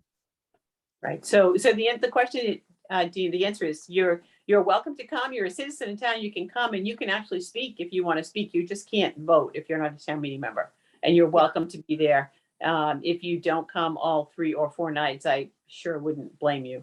I plan on coming, but and probably, I don't know if you'll know the answer, but like, what night do you think the tennis courts would come up in? Like, there's no way to really tell. Not until I- after the first night will we be able to get a first Yeah. sense. I mean, I Okay. think the budget is before the CPC articles, correct? So we have to get through the budget. So I can't imagine it's night one. That would be shocking to me, but can see. But it is hard to predict, Okay, right? All And will right. we spend a lot of time on Emery Grover, which is, I think, maybe after the tennis courts? I don't remember. yeah, Well, tennis courts are towards the end. yes. Yeah, it's towards the end. I think tennis courts are like number 20, if I Number remember. one, right. I just don't, but anyway, so we can't predict, but I don't think it'll be night one. Okay, all right. Thank you. All right, Chris, great. your hand's Okay. still up, Chris. Do you still have a question? Sure. He doesn't. He just. Oh. Any questions for the director on the director's report? I don't know if I missed it when I was in the bathroom, but Stacy, I meant to tell you the restrooms at Defazio were still not open this past weekend. Did I miss that? No, No. they're not. Oh, okay. Okay. All right. Just They wanted. they will be winterized and cleaned by the end of the week. And then I'm hoping beyond all hopes that they will be open for the weekend. Awesome. But there was a lag in winterizing them because the overnight temperatures kept dropping to an Oh, right, unsafe right. temperature. Yeah. Yeah. I forgot about that. Okay. Perfect. Thank you. Mhm. All right, great. Thank you, Stacy. Okay. Next on our agenda is our new commissioner. So we have received applications from, I think, 5 or 6 people. So lots of interest, which is great. The plan is that there will be 2 select board members and 2 commissioners who will meet these people, interview them probably on Zoom. I think that would be the easiest thing and easiest for everyone. The select board has asked that we would do it after town meeting. So that puts us off another couple of weeks. And then we will, and these candidates have been notified by Miles in Kate's office that that's what will happen. So it's a few weeks off before we meet them, and then we will make a recommendation and someone will be appointed. Is there a list of who they are, their names? I sent you all of, I sent you a list. I know my email is, I'm sorry, my email's wonky. I'm getting some emails from you and some not. It's not just you. It's like emails I used to get from like Dan Lee, for instance. I'm missing, they're going to my junk and I'm not catching So them. I will update it to your other email, and I actually Okay. need to update that sheet anyway because it only had 5. So I'll update it and resend it out. Yeah, actually, that's awesome. That maybe moving forward, all Park and Rec emails should go to that other email. Sure. Thank you. Okay, so if you would send that to everyone, Stacy, so we all Yep. have this. Absolutely. Stuff. It's a mix of people. I don't know the people, but I think some folks may know them. I know Men, a women, couple of the names. seem- The names I saw, they're also town meeting members.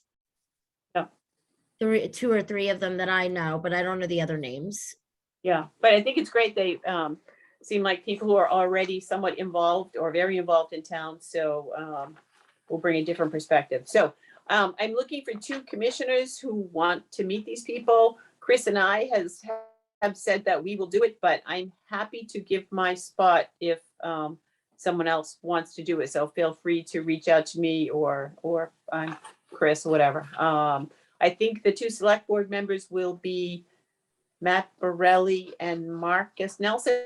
I think that's what Miriam Cooley told me that. I can be backup if you like, if you get sick or whatever, something comes up, I could be backup. I don't mind. Unless Michelle wants it. She's shaking her head no. I just don't have as much flexibility during the day, and so I just don't want to slow anything up. Gotcha. So I am reluctant to commit. Yeah. I'm wide open during the night. Yeah. And I don't know if this will be a Zoom during the day or at night. I actually was thinking it would be a night, but I don't know. But again, if you want to do it, that's great. If you don't, Chris and I are willing but Dina, if you want to do it again, I'm happy to Sure, step I aside. can hang out with Chris. Unless you Okay. want, Cindy.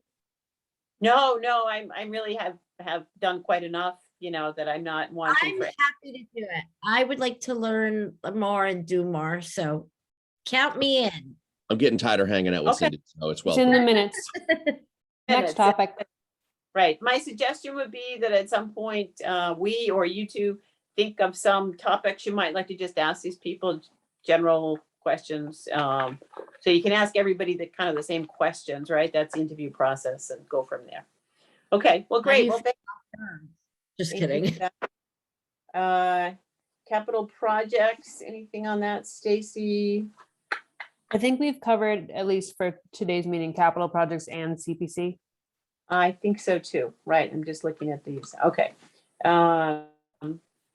Great. Playground priorities. I don't know if we have time to do it tonight. What time? We're already at, what, 8:40.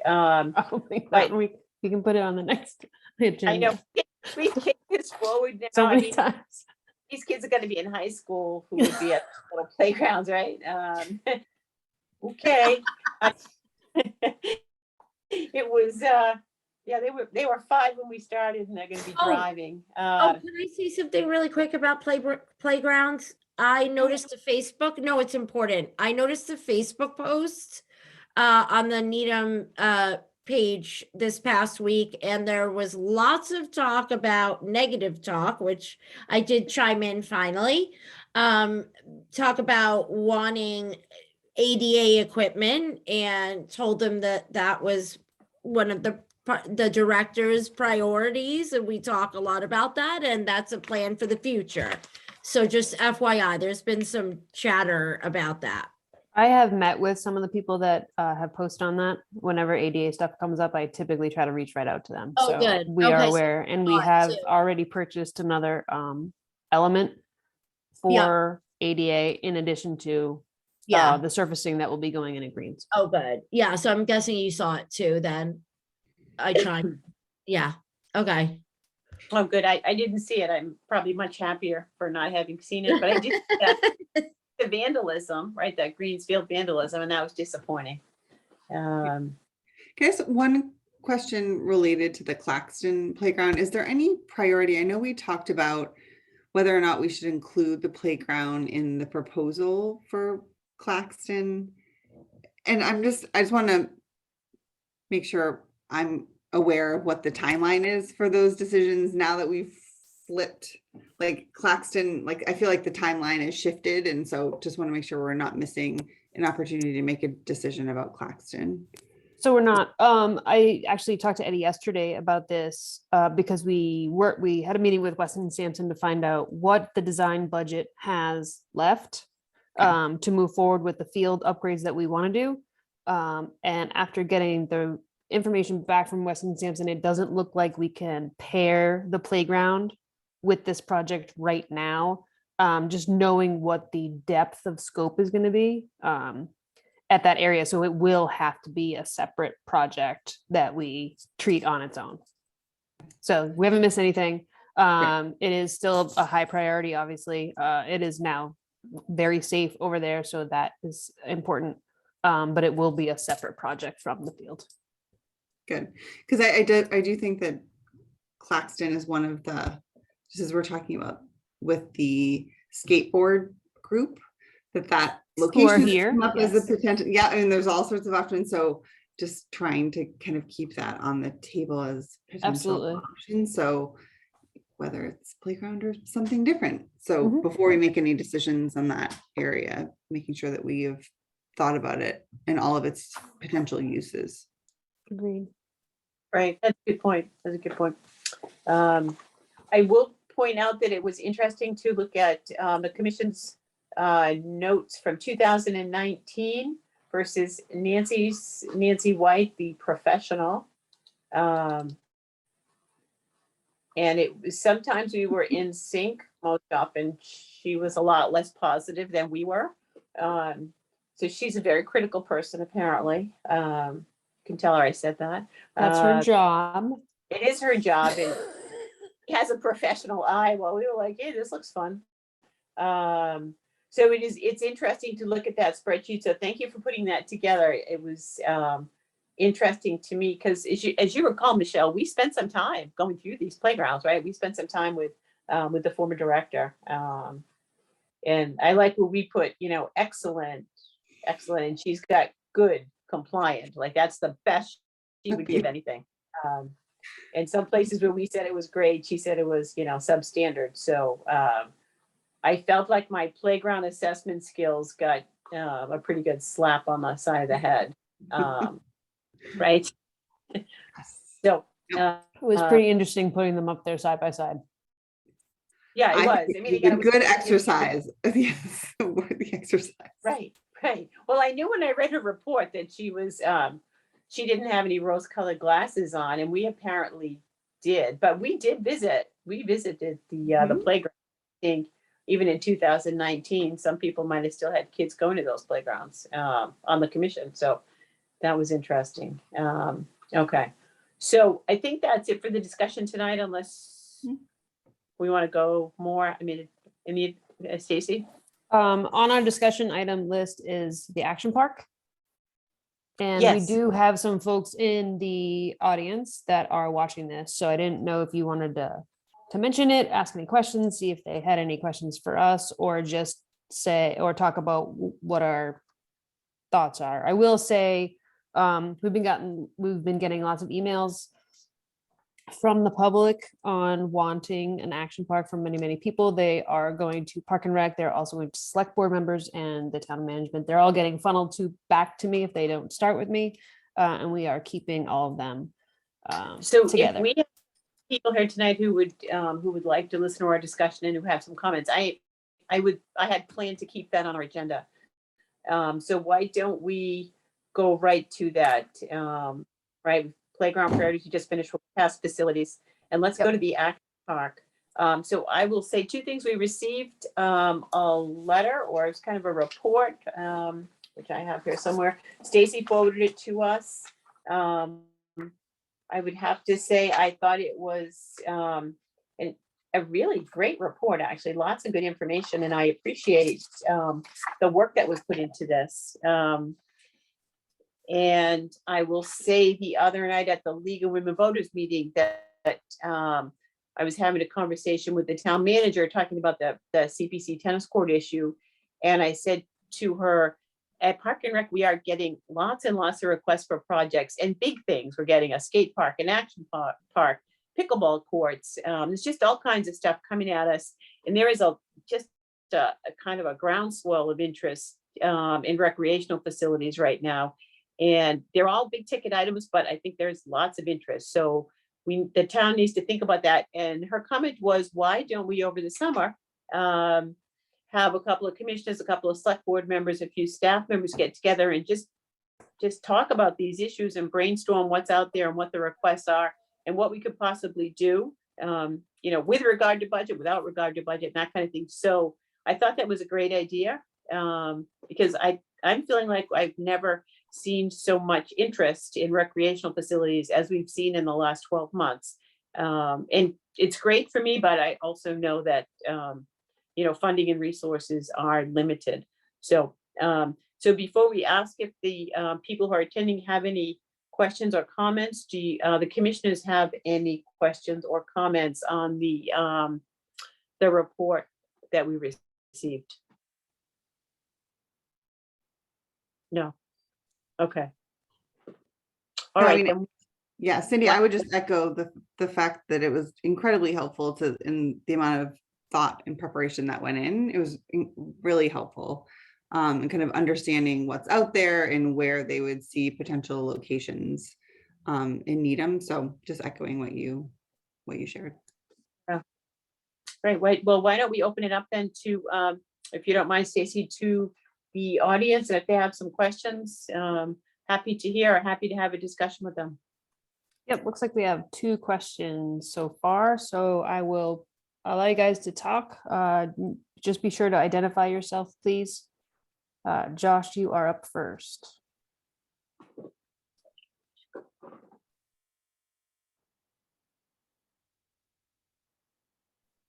Josh, you should be able to talk now.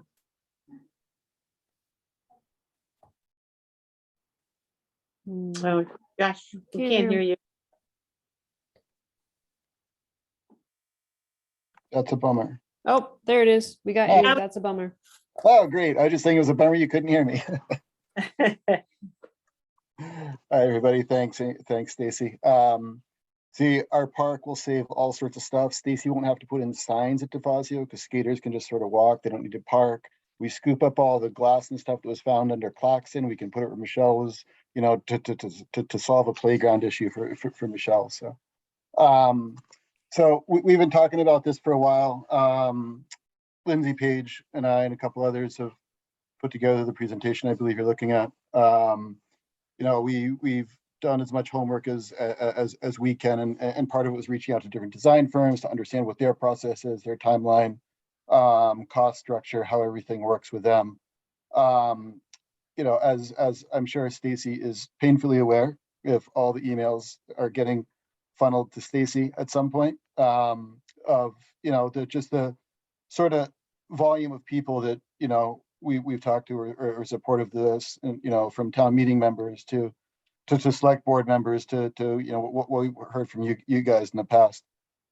You know, it's a pretty, you know, one of the things we're looking to accomplish here is to help out a pretty underserved section of the youth in town, which, you know, when you guys talk to the select board about it, you know, one of the things that was brought up about how, you know, teens and tweens are sort of lost from Parks and Rec. There's a ton of playgrounds and stuff for toddlers. There's varsity sports for the kids who dig that and can make the cut to do that. And then there's a huge gap. And it, you know, you know, a lot of time in teens' hands is difficult for teens, and especially now with everything going on in the world, getting something to engage these kids. You know, I grew up skating. I met Lindsay when our kids were skating. My daughter loves it, you know, and since I've been talking to the people about this, everyone has said, oh, we love this. We love the pop-up park idea. We want more, you know, it says in that deck, you know, the pop-up park stuff is in pretty bad disrepair and is incredibly difficult to use for kids now. So it sort of chases kids away, and everywhere we talk to people, this would be awesome. We'd like a more permanent thing here. You know, I've talked to some design firms. They've done some stuff. We've included some pictures, you know, just so you guys can get an idea of what's going on. And one of the things that Lindsay and I really noticed when we were doing our homework in this was how long this has been discussed with Park and Rec, and, you know, how long it's been kicked around, and nothing's happened very, you know, with this, and trying to move it forward. I mean, it's been in the Park and Rec OSRP since 2007, 2017. It's in there. 2000. It's in there for 2000. It just keeps coming up, but never gets moved forward. You know, we really do think something like this would be great for kids in town and great for the town in general. And we really want to get some traction on this. So we've put this together for you. You know, obviously the big piece of this is figuring out a site, right? You know, we've talked to Mary Ann, other select board members, you know, some of you folks to sort of get your thoughts on different sites if possible, or what large scale capital project is happening that this could be included into, to offer something to kids that the kids don't have in town right now, and serving those kids that don't have the facility, don't use the facilities that we already have. Right. Well, I thank you, Josh. We appreciate your comments. I agree with you that is the age group that has always been the most difficult to reach. We have those kids when they're young and they're elementary school, and then I think probably by 6th grade, maybe that early, we're starting to lose them. 6th, 7th, 8th grade, and it's tough to engage those kids. And skateboarding seems like a great thing that captures their attention, and it's an active sport. As you know, I think the two biggest issues with this would be the cost, which we can often figure out a way around that, but the other is a space, right? The location. So I appreciate that you thought of, you folks listed some potential spaces. Some of them right off the bat, I thought, oh, absolutely not. And then others, I thought, wow, that's an interesting idea. But I appreciate it. And as you hopefully heard me say, we're intending to talk with the town manager and some select board members this summer to just kind of brainstorm about how we can move forward with these things, because I think we have a lot of people in town interested in an action park. I was going to say a skateboard park, but an action park. So I think there's enough of a critical mass that not only should we not ignore it, we can't ignore it. And that's helpful to Park and Rec, right? Because we get criticized for always asking for more and more and more, but we're just representing what a lot of the people want. We're not just dreaming these up on our own. But any commissioners have any comments or questions for Josh? No, I mean, I will just say, Josh, I grew up in Needham, and while I did more of the traditional sports, my brother was a big skateboarder, and this was like the 70s and 80s. And he and his friends had nowhere to go. And not only did they not have like a place that was enjoyable and fun and interesting, but there were signs up explicitly saying no skateboarding, get off my property. And so, I mean, this is something that's very kind of close to me and something that I really think is important for kids. So those that are not participating in more traditional, sports growing up in Needham, I think it's very important. So I think, to Cindy's point, we all agree that we need to figure out kind of where there are options and where it could be. I think really location, that's the biggest issue for us. And just trying to brainstorm ways that we could make some of the space currently in Needham work to accommodate that.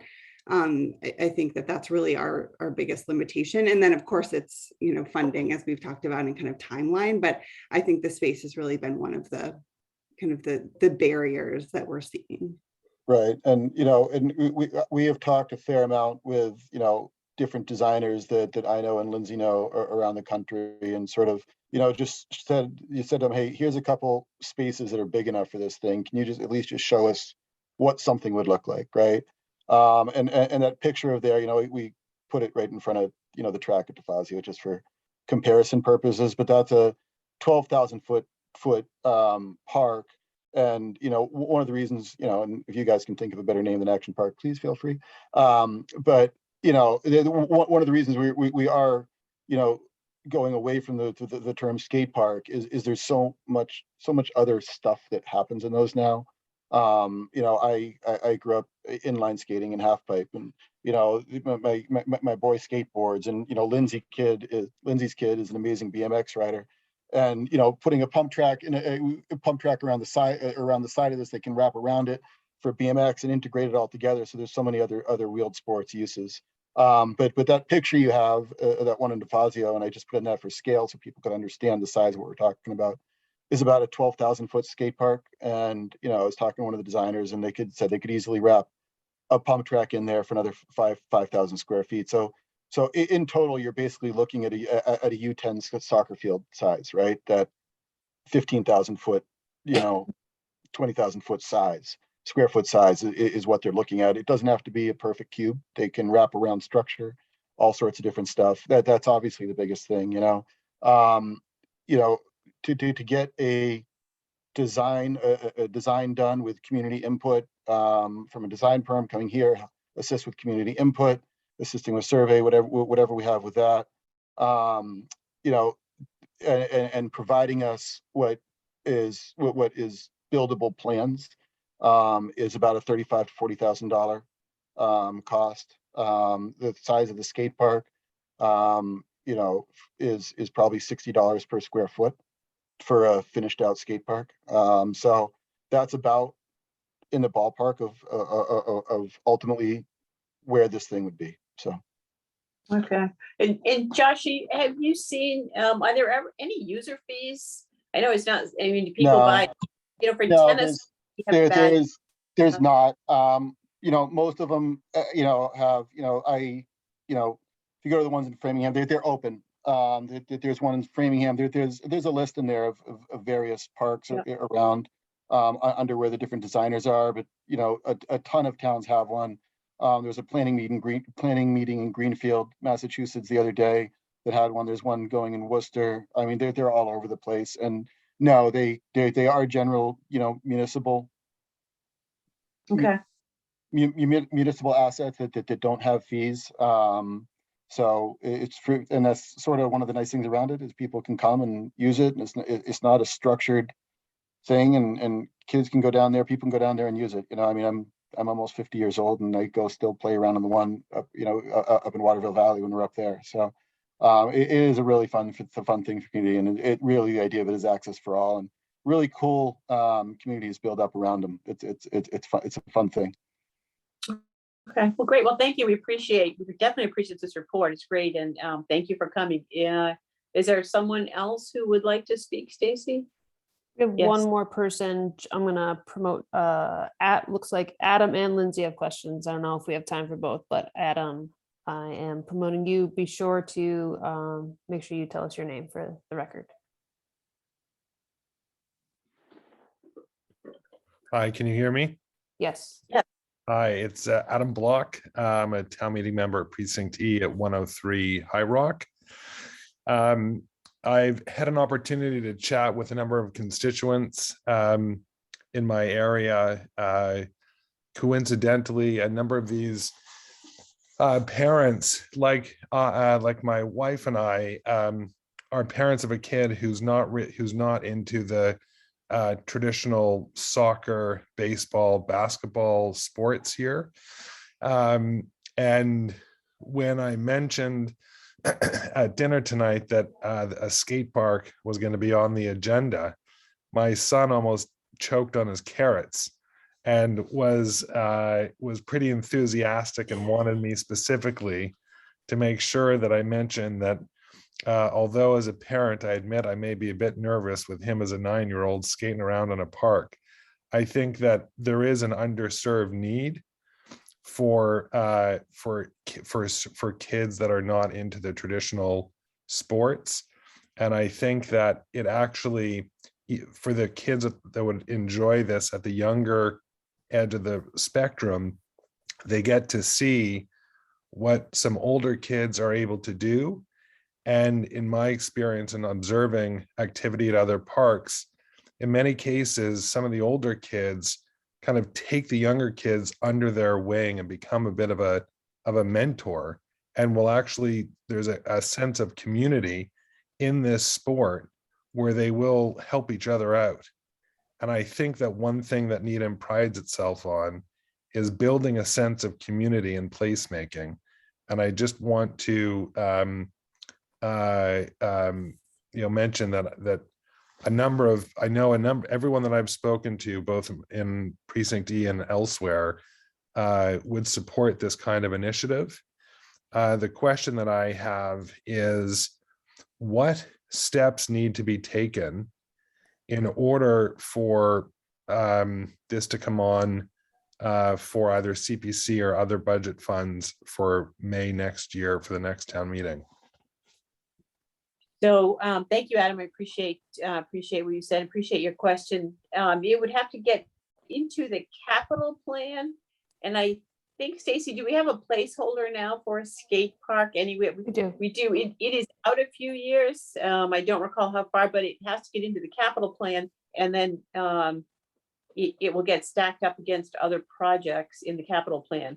But in Park and Rec, we put whatever we can that we're interested in the capital plan as a placeholder, so that things will move forward. But anything that goes in the capital plan today, I think we're looking at, is it 2025, maybe, Stacy? At the early 28. 28, I believe. I was going to say Kristen, maybe 27. but I think the skate park has a placeholder at 26 or 27 right now. But anything starting new would go in FY28. Right. So that's how stacked up the capital projects are. First of all, there is that process. So when you go start the process, you're looking at 2 to 3 years, and that's if it's fast tracked. But it is in our capital plan because we are interested in it and we do think it's a great idea. So that means it's out there. before the town manager and the select board and all of town government. So that part of the process has started, but then we and certainly public support is welcome, need to move it forward and stack it up against the rest of our projects, right? Because clearly we can only do so many at a time. But that's how the process starts, and I think we have started at least in a very preliminary basis. Thank you very much. It's informative. I hope that there's an opportunity to fast track it. That would be amazing. So that way, my son could enjoy it perhaps before he has his driver's license. But I think that's something that I understand from your earlier comments tonight, that's an ongoing challenge with a number of the requests before you, and grateful for all the hard work that you guys do. I know that you put a lot of late hours into helping our community, and I've taught my son to fish in the reservoir. I've taught him to bike at the Newman parking lot, and we're grateful. We benefit from all the work that you do. Thank you very much. Oh, well, thank you. Appreciate the kind words. Thank you. Is there someone else, Stacy? Did you say Lindsay? Was she also one of the authors of the report? Yes. Does she have a comment or a question? She has her hand up, so I will allow her to talk. And Lindsay, just make sure you let us know who you are for the record. Hi, everybody. Thanks so much for giving me an opportunity to speak. Lindsay Page. I live on Mayo Ave in Needham.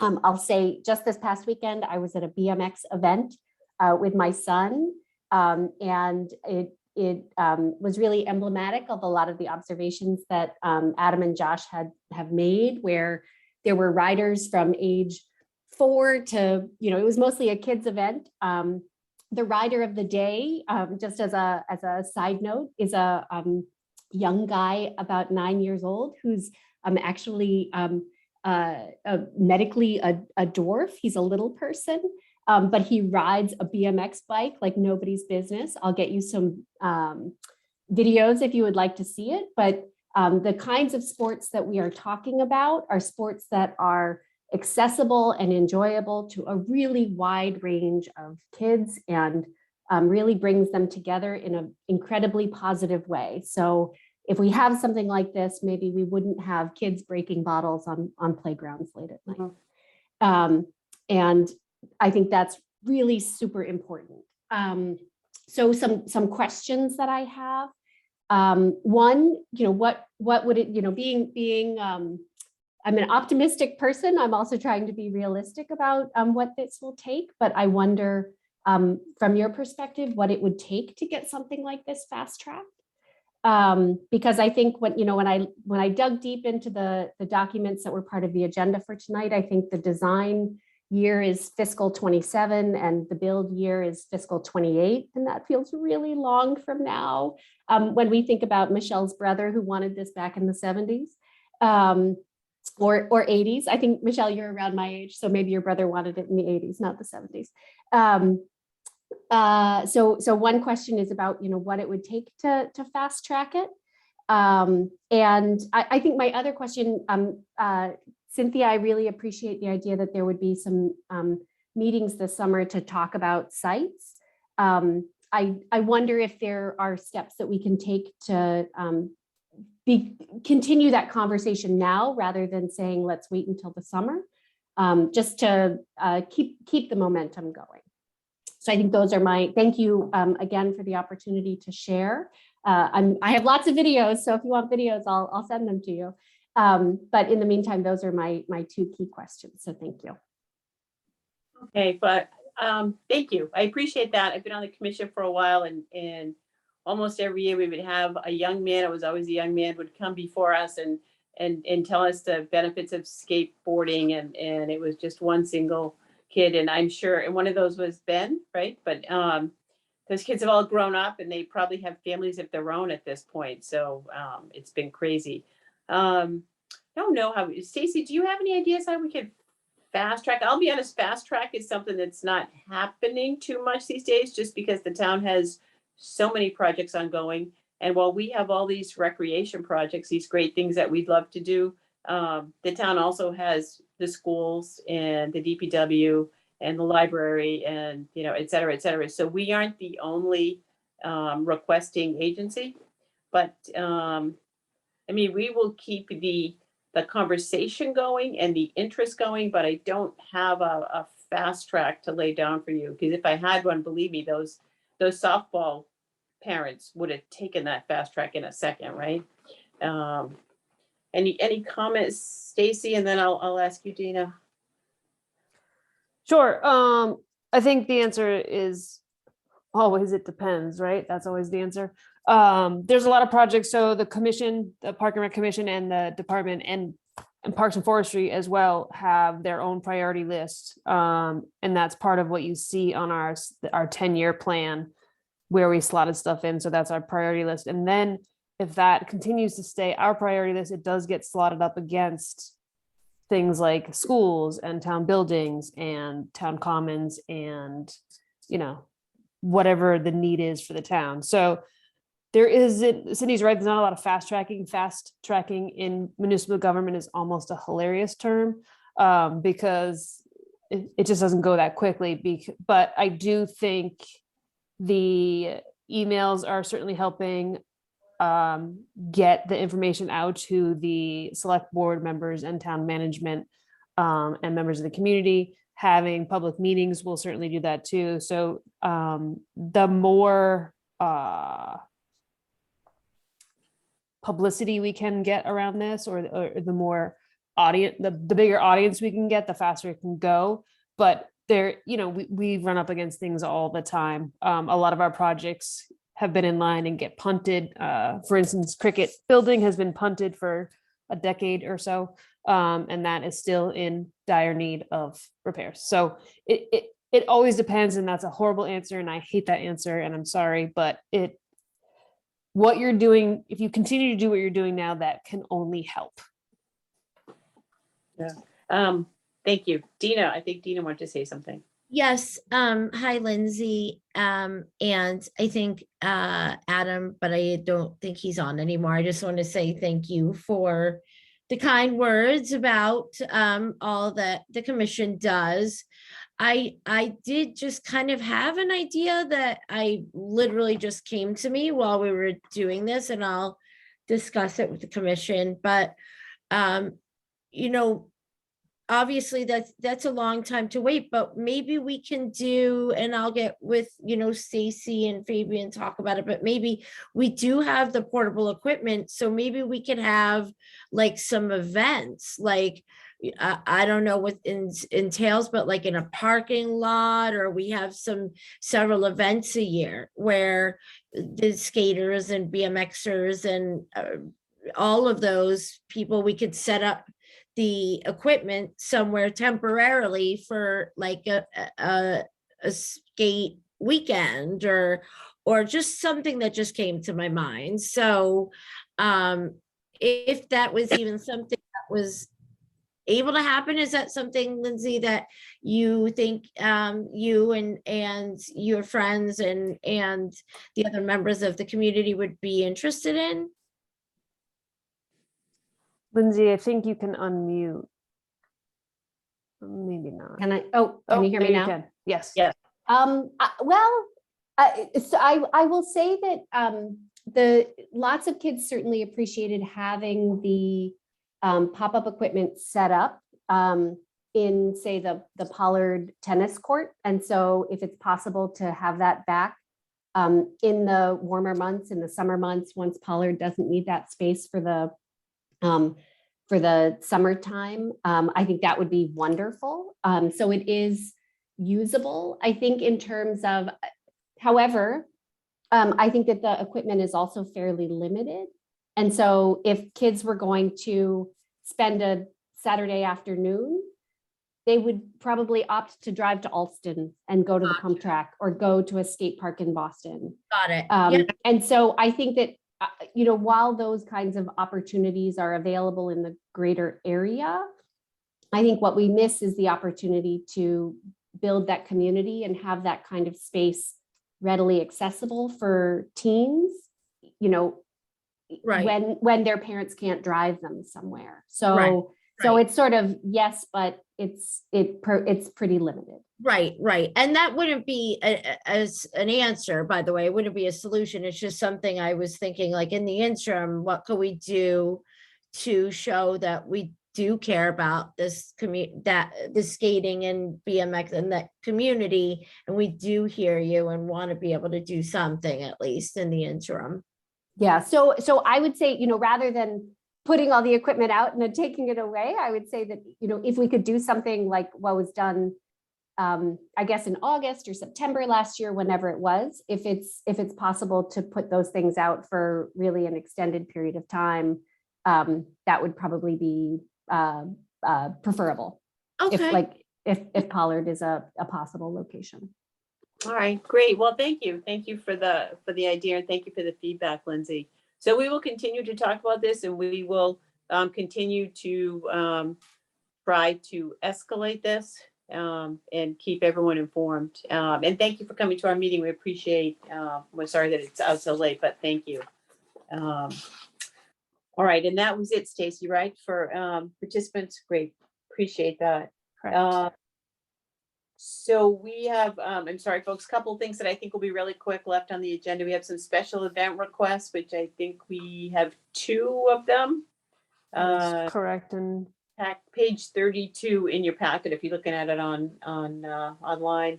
Cub Scout Pack 8 is requesting the use of Claxton Multi-Purpose Field to host Rocket Day on Saturday, May 21st. I think this is something they've done for a number of years. It seems like we've approved this many times in the past. Any questions, comments from the commissioners or from the staff?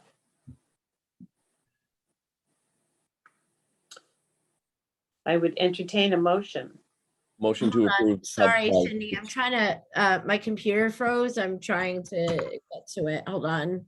Oh, sure. Yep. Like roll and it's like, okay. Page Sorry. 32, I think, if you're looking at a PDF. Yeah, I finally got there. Yeah, I can make a motion to approve the Cub Scouts Pack 8 to use. Unless, did anybody have any questions? No. Nope. Okay. So thank you. And Chris, can I hear you second it, Chris? Yes, I would love to second that. Fabulous. Okay, so any further discussion? I hear none. I'm gonna, as I said at the beginning, I will do a roll call vote. So as I call your name, just say aye or no. Chris? Aye. Michelle? Aye. Dina? Aye. And the chair is also an aye. Passage unanimously. Thank you. The next request is from the Broad Meadow second grade is requesting the use of Broad Meadow Playground for an end of the year event on Thursday, June 16th. Any questions or comments or motions from the commission? Nope. Make a motion to approve the Broad Meadow requests for the end of the year event on June 6th. Is there? Okay, great. Thank you. Any further discussion? Hearing none, we'll come to the vote. I will do the roll call. Chris? Aye. Michelle? Aye. Dina? Aye. And the chair is also an aye. Passage unanimously. Thank you. And then the next thing we have is we have minutes from, I believe, 2 meetings to approve. So we have the minutes that were in your packet from March 28th. And so Chris and Dina and I attended that meeting. So if you folks could look at those minutes, and I would entertain a motion if you don't have any changes or corrections. Yeah, I read through, but I don't know if anybody else needs to read through, but if not, I can make a motion to approve them. Okay, so moved. And then Chris, is there a second? I will second those notes. Great. Any further discussion? Hearing none, we'll come to the vote. I'll do a roll call. Chris? Aye. Dina? Aye. Michelle, I think you have to abstain probably, right? Yes, I'll abstain. And the chair is also an aye, so that passes unanimously. Thank you. And then we have minutes from the next meeting of April 11th. And I was not at this meeting. I was supposed to be on vacation, but I was sick, so that was, I would rather been at this meeting. So I would entertain a motion to approve these. Just a very efficient meeting, I think, that was run that time, by the way. Yeah, that's what I heard. The next. And look at those notes. That's a new way that notes are done. Oh, I think that's fantastic. You can't sabotage the timing of Cindy's meeting with your comments. Yeah. Trying to. Motion to approve the minutes Second. of April 11th. All right, any further? I'll second. All right, hearing no further discussion, we'll come to the vote. Chris? Aye. Michelle? Aye. Dina? I want the knife. Sorry, a little All right. golden child. I will abstain, but with 3 ayes, it passes unanimously. Thank you very much. And now we come to what will be my favorite part of the meeting, which is the commission reorganization. So, Stacy, you don't run this part of the meeting, do you? Patty used to take it over and run it. Yeah, Kristen is saying that. Patty used to take this part of the meeting and run it and ask for motions and all that stuff. That's what I'm recalling. Sure, I can do that. Okay. So would anybody like to be the new chair of? No, you have to ask for a motion. Oh, I need a motion to change up the organization of the Park and Recreation Commission. I have a motion. I would like to make a motion to make Mr. Gerstel the committee chair, commission chair, and Ms. Geddes the commission vice chair. Ooh, we have a slate. Do we have a second? Whoa. Do we have a second? Any discussion? Second, I'll second. Can I second? I'll second it. Any discussion? Great, I will go to a roll call vote. Cindy? Aye. Dina? Aye. Chris? Aye. Michelle? Aye. The ayes have it. It passes unanimously. Yay. Thank you and congratulations. Yes. But if we were in person, I would ceremoniously hand the gavel to you, Chris, but we've passed it back and forth a couple of times, so. We'll do that formality later. Chris, I'll give you a big giant Kellogg's flag. Oh, wait, never mind. You already have one. I'm going to bring it to the next meeting, so don't worry. Motion to All right. adjourn. Want to take Everyone? over, Chris? You want me to finish up? Finish up your meeting and I will start fresh at the next one, Madam Chair. Motion to adjourn. Well, we just had a couple of things, Tina, real quick. Oh, shoot. Okay, sorry. Topics for future meetings, storage containers, playground priorities. Okay.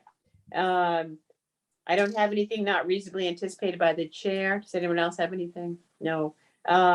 We have an issue with our next meetings, I believe, right, Stacey? May 9th is a problem. May 9th is town meeting and we cannot get any space in the building. And there'll be 3 of us there, so we can't do a Zoom meeting. Okay. So I would suggest that we cancel it, and if we need to meet before the 23rd, we can set up that meeting at a later time. Okay. With 24 hours, with 48 hours notice, of course. Right. I'm okay with that unless the commissioners disagree with that. So May 9th, there will not be a meeting. I'm good with that. Okay. Is there a way for us to possibly still have special events voted on though? Because some of them might not be able to wait until then. Oh, right. We would have to post a meeting, I think, Fabian. I don't, depending upon what it is, possibly we could do it by email. Right? We could. Can we look could- into that and make sure. Yeah. We have on occasion done something by email. It is very rare, but sometimes it will come up. It is technically legal, I believe. So, but I will double check that to make sure and exactly how we do it if necessary. Okay. Thank you. And then June 13th, we'll leave that for now on the schedule. I don't have any reason why that would be a bad date. Okay. All right. I think that's it. Thank you so much for staying. It is really late. I apologize. I hope the next chair and vice chair run quicker meetings and more efficient meetings.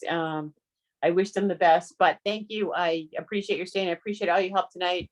We listen to the public. It is what we're elected to do. So it's hard by Zoom, but it's good to do. So thank you. I would entertain a motion to adjourn.